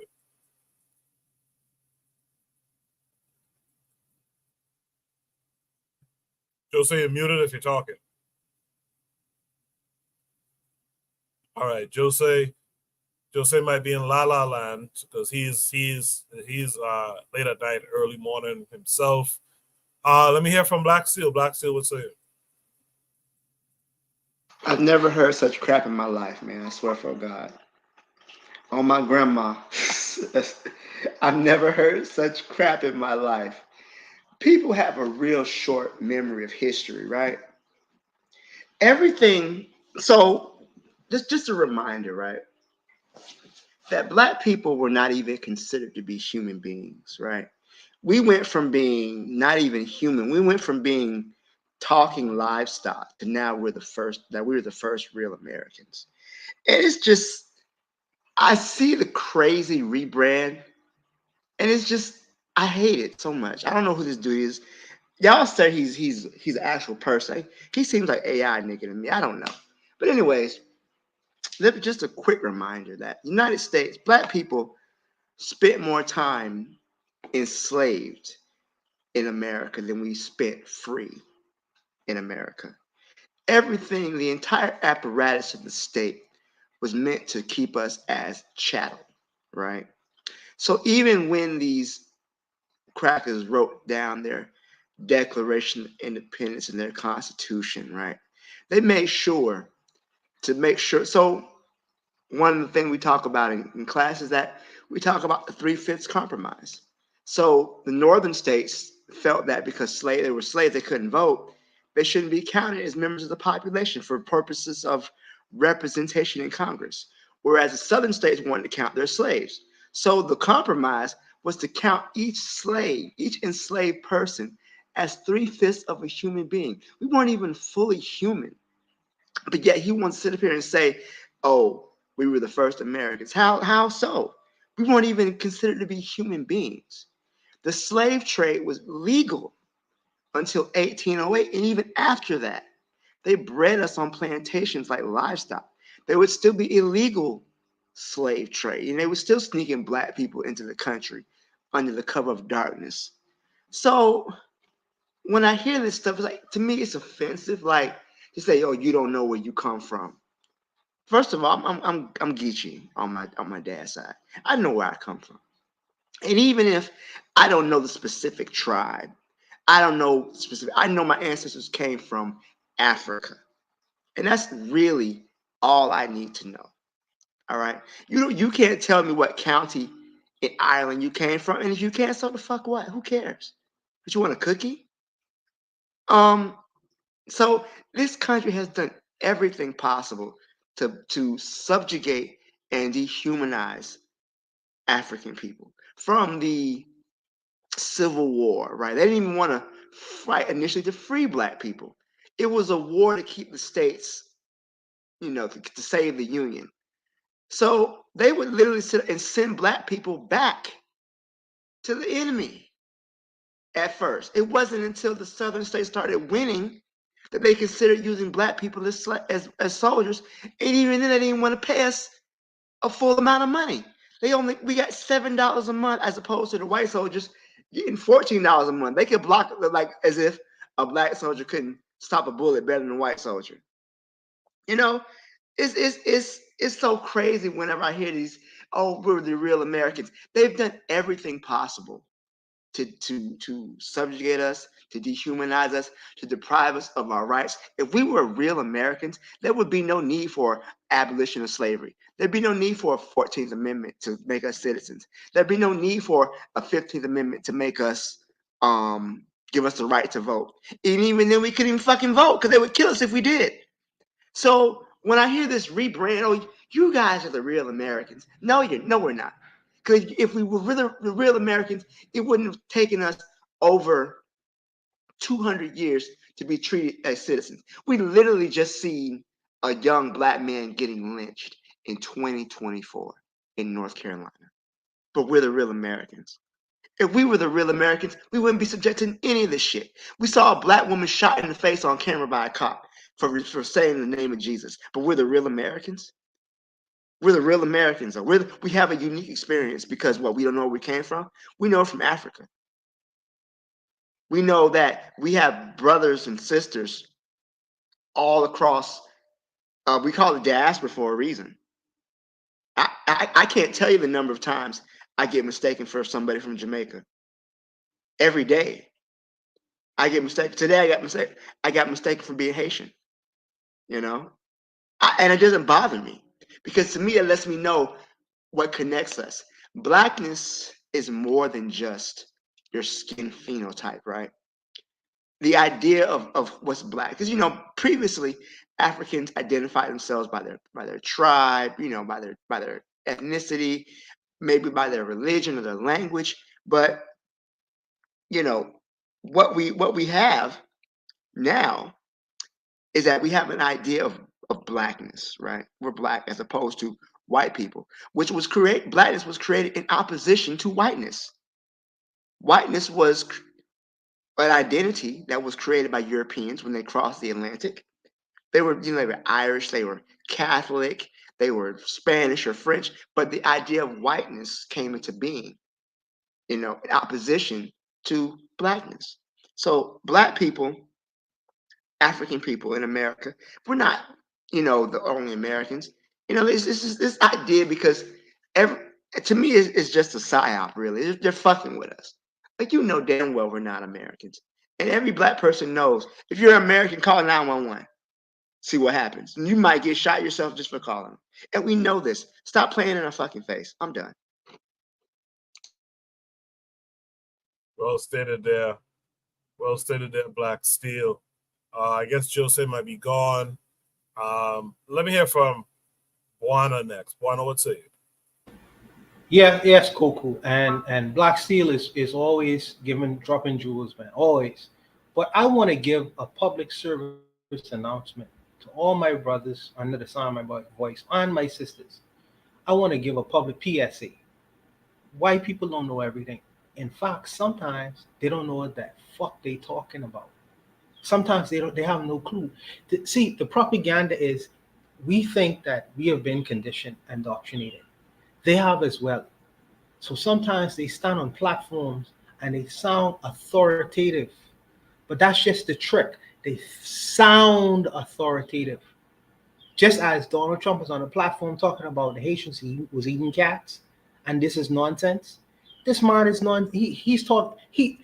don't even know if he even know who Caribbean people are, or if he don't even know the history of Caribbean people, or if he even considered what happened in the Caribbean and Brazil and other parts of the Americas. I don't know if he was trying to be propagandized or if he's just ignorant to the fact of the rest of the black people. Of the rest of the black people in the Caribbean and South America. He may have no clue. You know what I mean? He may be historically illiterate.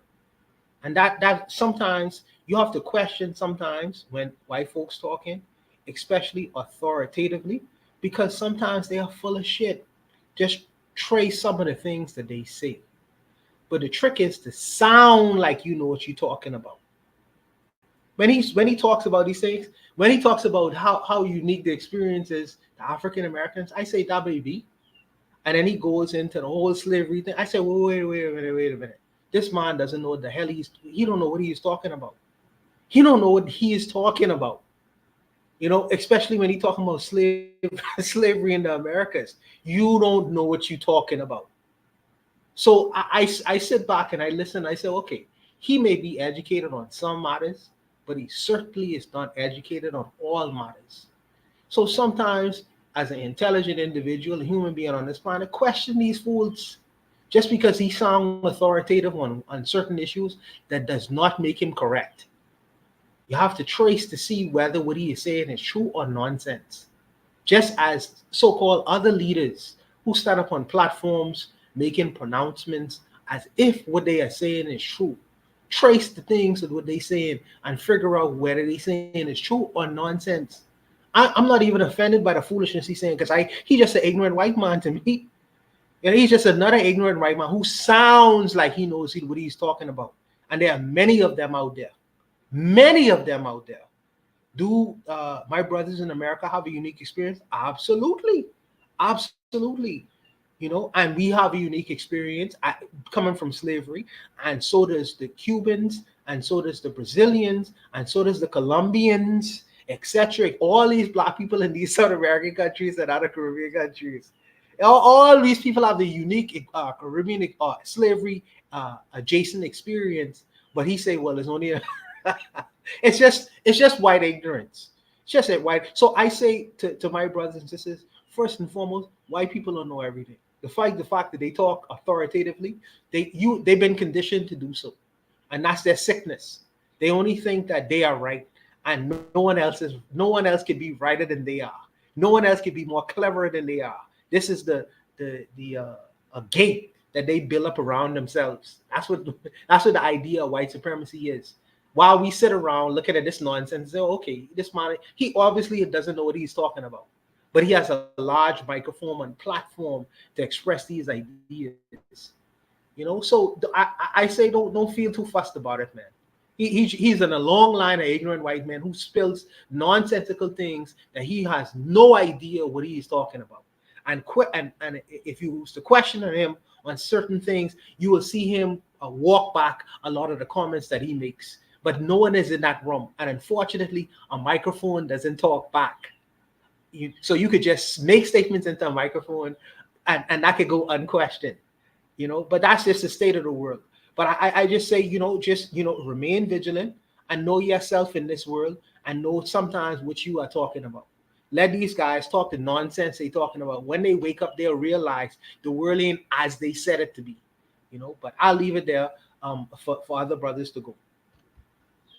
Well, before you go, because I just have one other person to get to, and I'm really curious to hear what they have to say. But is this propaganda or is it not propaganda? And if it is propaganda, what is the propaganda? I really don't know, because see, Shahid, this particular individual, he's a white Muslim, and sometimes people in other countries, they use historical grudges within a society to undermine that society.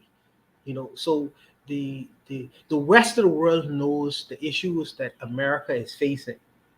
So if you want to undermine America, you go to the people who are disenchanted with America, who America has mistreated and abused to undermine that society. So maybe he may be making an appeal to the African American, because the rest of the world sees what the white Americans have done to the African Americans. So to undermine America and to make it weaker, they did the same thing with Gaddafi. Hillary Clinton, she went into Libya, and she appealed to the people who had issues with Gaddafi to undermine that regime, and eventually that regime was crumbled. This is sometimes could be politically strategic, or he could just be talking on the side of his ass. You really don't know, and unless you know specifically what his agenda may be, you have to just really look at it on the face of it. And on the face of it, he just talking things he really don't know about. He's just a white dumb man. That's why I look at him. But that's how I look at this, Koku. And to be brief, I'll leave it there, brother. Appreciate that. In the chat, Provide Triggers for Evolution says Shahid just needs to give more thought to what African identity is and all that implies. We will give him some grace for now until he gets his facts in order. She says his analysis on South Africa politics is on point, though. Our sisters out there, the matrons out there, she says it's propaganda for the purpose of, I guess, fomenting, problems, similar to what I alluded to, what Buana just spoke about a second ago as well. Last but not least, I'm very curious to hear what this brother has to say. We will hear from Kofi for Shoot the Breeze topic number 5 tonight. Kofi, what are your thoughts? Yeah, thank you. Once again, this guy's a smart idiot. He's like the Ben Carson, good at one thing, horrible at the next. So to answer your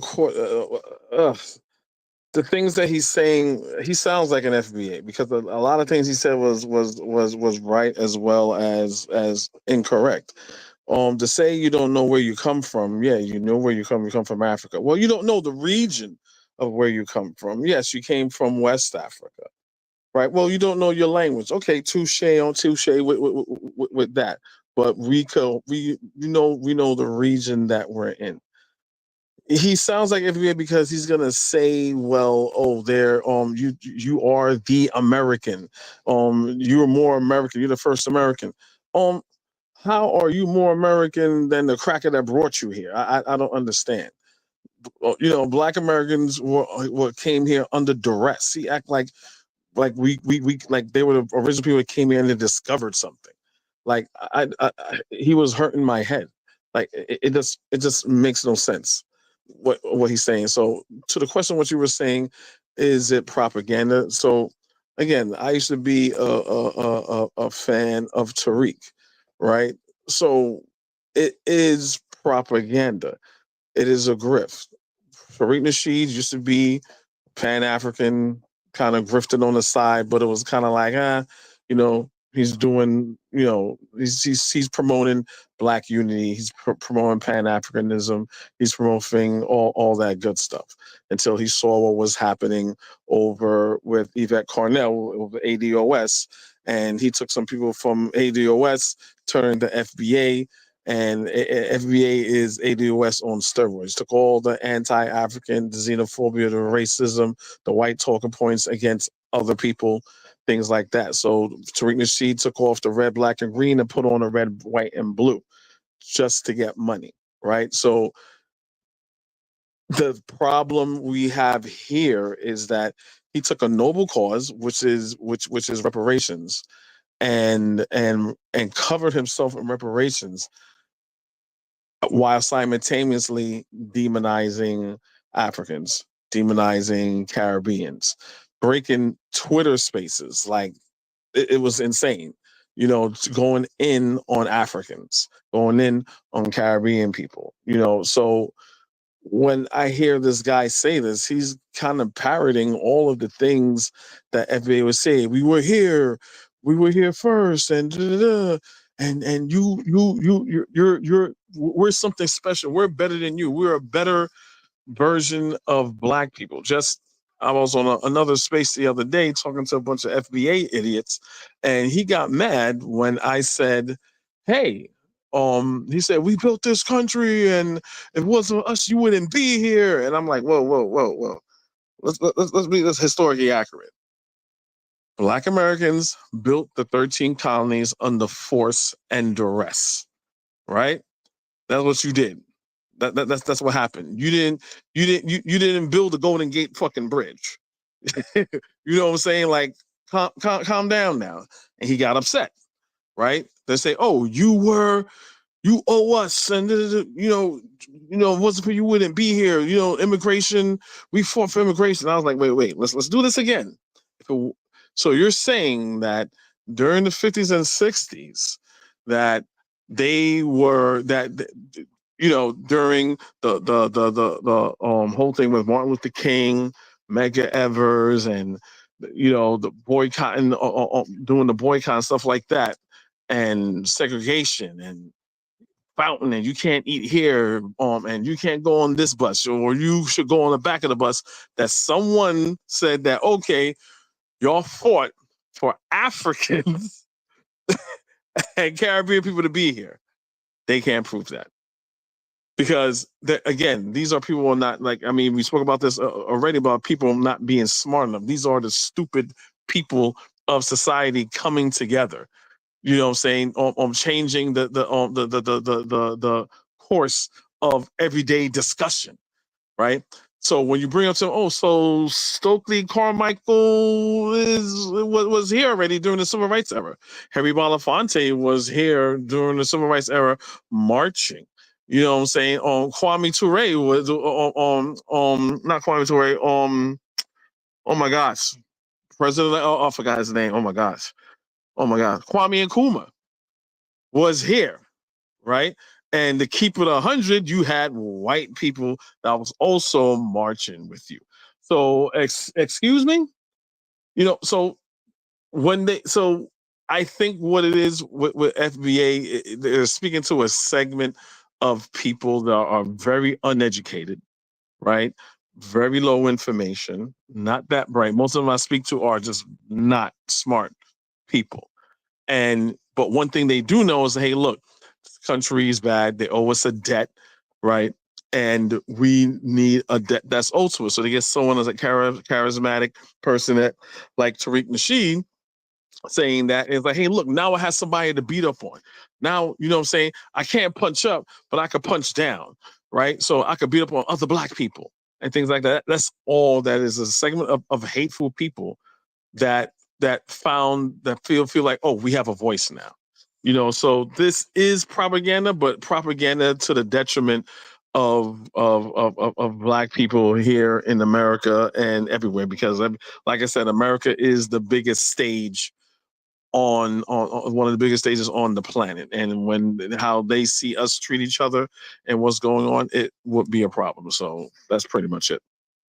Kofi in the chat, Jigan says to you that they say real Americans because we're not immigrants. Everyone else migrated here. What would you say to that? Oh, well, what I'll say that is total bullshit. So, and this is the thing about it. Like we were speaking about Trump the other day about the Haitian migrants and stuff like that. How are immigrant? Please look at what an immigrant is. An immigrant is a person who left a place of natural origin and finally settled somewhere else that is not of natural origin. So you immigrated here through force. A migration happened to you through force. There is no cap of where, well, I am no longer an immigrant because I've been here for like 4, 5, 6, 8, 9, 10 generations. Is this your place of origin? So he did say something as like, he said, you guys are the first Americans. When we say American, we're talking about citizenship. We're not talking about ethnicity. We're not talking about race. We're talking about where you are geographically. And where you are geographically, right, is in America. That's not your place of origin. Again, look up the word immigrant and see what it means. So if you want to say you're one of the first Americans in the fact of your nationality, American nationality, yeah, you'd be number 2 next to the white man. The real American would be the Native American. So it goes back to this Dane Calloway nonsense. It goes back to people not being educated, right? But they have a loud voice, and see how they're taking over the conversation as it's valid. Because when you start talking about anything that is noteworthy as education, so okay, you say you're the first people here, right? How is so? Oh, because if you read the explorers said black. Okay, so let's go back. You're going back to the 1600s and so on and so forth. So you're saying Christopher Columbus and these Europeans don't know the difference between an African and a Native American. Is that what you're telling me right now? And you show them the same information and then, saying like, hey, look, they know what an African was. Like, I don't like using this term, but us Caribbean people, we like to use the word West Indies. Do not use the word West Indies. Why? Because what you're saying, Christopher Columbus is right. Christopher Columbus sailed, right? Because he want to find a faster way into India. So when he came into the Caribbean and he went on Hispaniola and he saw the Taino and the Arawak people and he said they were Indians, he thought, oh, wow, I am west of India. So I am in the West Indies. If you want to talk about you, the first black people, he didn't say, oh, wow, I must have passed India and landed in Africa. So what are you guys talking about? So you are, again, this is a bunch of people who have some self-hatred, some self-loathing. So now we're the ones that are being, now we get the ones that do the kicking and the stomping and put our boots on our neck. The only thing is they're not doing it to the white people that oppress them. They're doing it to their own brothers and sisters that they know that they are brothers and sisters. But to feel that not to be in that box of of, with us, they think they're special. Like anyone watch the Boondocks, you listen to an FBA person. I mean, it's on my channel. It's one of the first crappy videos that I did. It's episode 1, season 1 with the Boondocks. You have Uncle Ruckus saying, "Don't trust them new niggas over." He's had a song saying, "Don't trust them new niggas over there." And when you listen to Tariq Nasheed and these people, it's all about undermining. Oh, they're African. Oh, they don't know what they're talking about. They're Jamaican. They don't know what they're talking about. Then what comes next? What comes next? Oh, they're trying to replace you. Oh, they're trying to undermine you. They don't care about you. They don't. It's not saying that this is what his intention is, but this is the pretty much playbook what Hitler did to the German Jews, right? You take away their humanity. That's what Trump is doing with the Haitians. You take away the humanity. You take away them being human, being something that you can relate to. Then you gotta say they are a threat to you. So when something happens to them, you have no feelings, you have no emotions for them because you have vilified these people.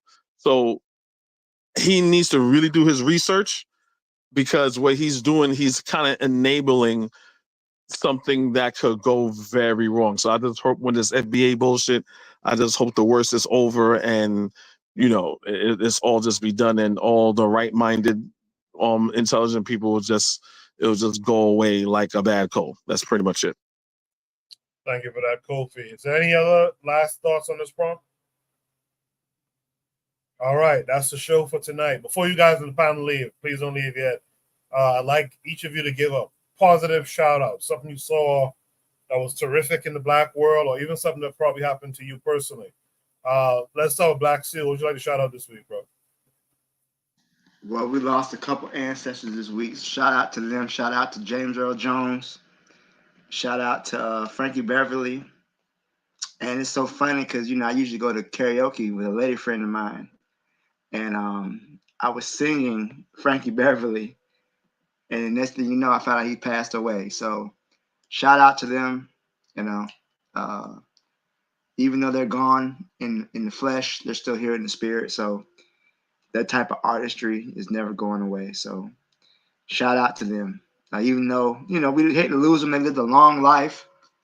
I think that they influenced generations of artists and musicians, and I don't think they'll ever be forgotten. So, shout out to them. Appreciate that, Black Seal. Shout out to you for being here once again. MG2, would you like to shout out this week?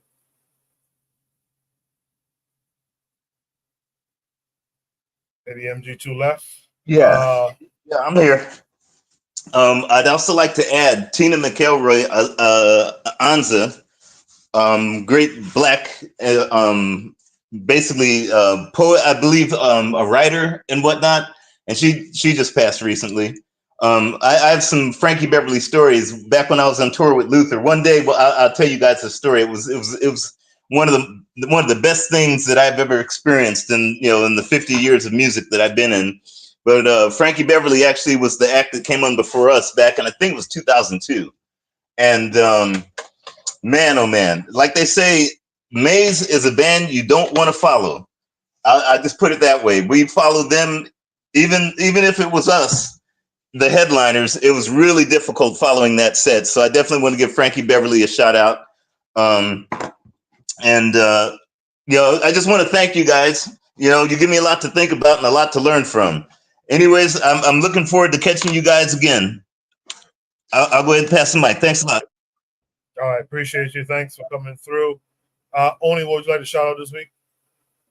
Yeah, I mean, I guess I'll just shout out the Sahel states again. I don't really have anything to shout out in particular. So just the Sahel states, because at the end of the day, that brother's working. And he's working for our liberty. He's working for our freedom. He's working for us as a people. And I mean, obviously, we don't support him enough. But it's an everyday thing. To advance the people, to work on a nation, to work on a nation state, that's an everyday thing. And he's doing it, whether we see it or not, whether we hear from him or not, whether we see the sound bites or not, he's been doing it. So shout out to the Sahel states and the leaders of the Sahel. That's it. I appreciate that. Only thanks for coming through as always. Kofi, would you like to shout out this week? Yeah, I would say the same. Peace to Frankie Beverly. The King is dead but not forgotten. James Earl Jones, and I would like to shout out to all the Haitian people that's going through what they're going through and their perseverance and their power, that African spirit, that fighting spirit that they have. I know they're going to be good. I know they're going to be well. So all of you, just keep them, give them high spirits or anything, checking them on them, stuff like that. But shout out to them for their power and their perseverance and their dignity in what's going on. So shout out to them. Thank you for that, Kofi, and thank you for being here as well. Last but not least, Buana, what would you like to shout out this week? Oh, many things, Koku. First of all, Koku, you really do need to do an interview with MG2 because he is saying some crazy things that is slipping past the one another. He say, when I was in tour Luther Vandross, brother, you need to do an interview with Koku. You need to do an interview with Koku because he calling some crazy names. And I'm saying to myself, well, how you doing an interview with Luther Vandross? I was like, he just like, okay, because I was in the music industry and they used to go before Frankie Beverly and Mays used to go before us. I'm like, bro, who is this guy? Who is MG2? So it would be good to do an interview with MG2 to find out a lot of his history. I'm sure he has a lot of stories to tell in terms of his musical career and the people he would have met and come in close contact with. I'm very curious to know more of his stories, man. As far as Frankie Beverly, shout out to that brother. That brother, he has shown that, yes, you could become great in your craft. You could master it over time, and you become very proficient at something that you've been doing for a very long time. And I think that the fact that he has displayed to the world a life of honor, a life of respect. Before I Let Go is one of my favorite tunes. One of my favorite tunes. And I respect the brother for the things that he would have done. James Earl Jones, Earl Jones or whatever. To me, he is a little bit of a different kind of conversation because I do know that people do love him, but he has made some remarks in terms of dating and being with black women that I don't particularly care for. You may not necessarily have to like all aspects of a human being, but some things do stand out, So shout out to his life, though. He was a very proficient actor, and he gave a whole lot of people a different kind of image of the black man. Yeah, so I respect him on that grounds, So shout out to him for that. Finally, I would like to say, Reed Nasheed and his lot has created too much divisiveness and hatred within the black community online. Bonnie, you're breaking up a little bit. Can you change your position or something? Because you're breaking up a little bit. And I think that we need to get back to the love. That is the sake of money. This is the crux of the matter. Somebody is turning a profit over creating divisiveness among us and creating and showing the worst parts of ourselves to each other. And I think that we need to start to display some of the more positive aspects of the black world, which is a love and respect for humanity and each other. And we need to get back to that to counter the narrative that's being put out there consistently on a daily basis. So I'm asking the black world, where's the love? Where's the love, man? Where's the love? We need to get back to that and start to display that as a counter to these ridiculous narratives that's being put out there on a daily basis. So I would challenge the brothers in the face of ignorance and in the face of hypocrisy. You have to display something different to the rest of the black world. So the young people will see that there is an alternative than to all this hatred and divisiveness. Yes, there are all these comments and all these little grudges that people hold, but where is the love? Where's the love? Let's bring that back and make the black world great again. But I'll end it there, Kuku. I appreciate that, Juan, and I appreciate all of you who participated from the chat to the panel and back. We'll be back next week, 8 p.m. Eastern Standard Time. We'll try to end on time next week at 11. But I think the conversations were good topics tonight. So again, thank you all. Anyway, guys, you guys be good. I'll see you guys during the week on all the other shows. And I'll see you back here next week for Shoot the Breeze. Until then, you guys be good. Peace.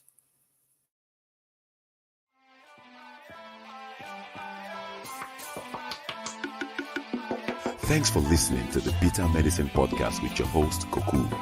If you like what you just heard, we hope you pass along our web address, bittermedicineblogs.com, to your friends and colleagues, and share our show to all your social media. Be sure to check out our archive section on our website for previous podcasts. This has been a KWAZ radio production. Join us next time for another session of the Bitter Medicine Podcast. Follow us on Facebook at Bitter Medicine Show, Twitter, Bitter Meds, Tumblr, Bitter Meds, Instagram, Bitter Medicine.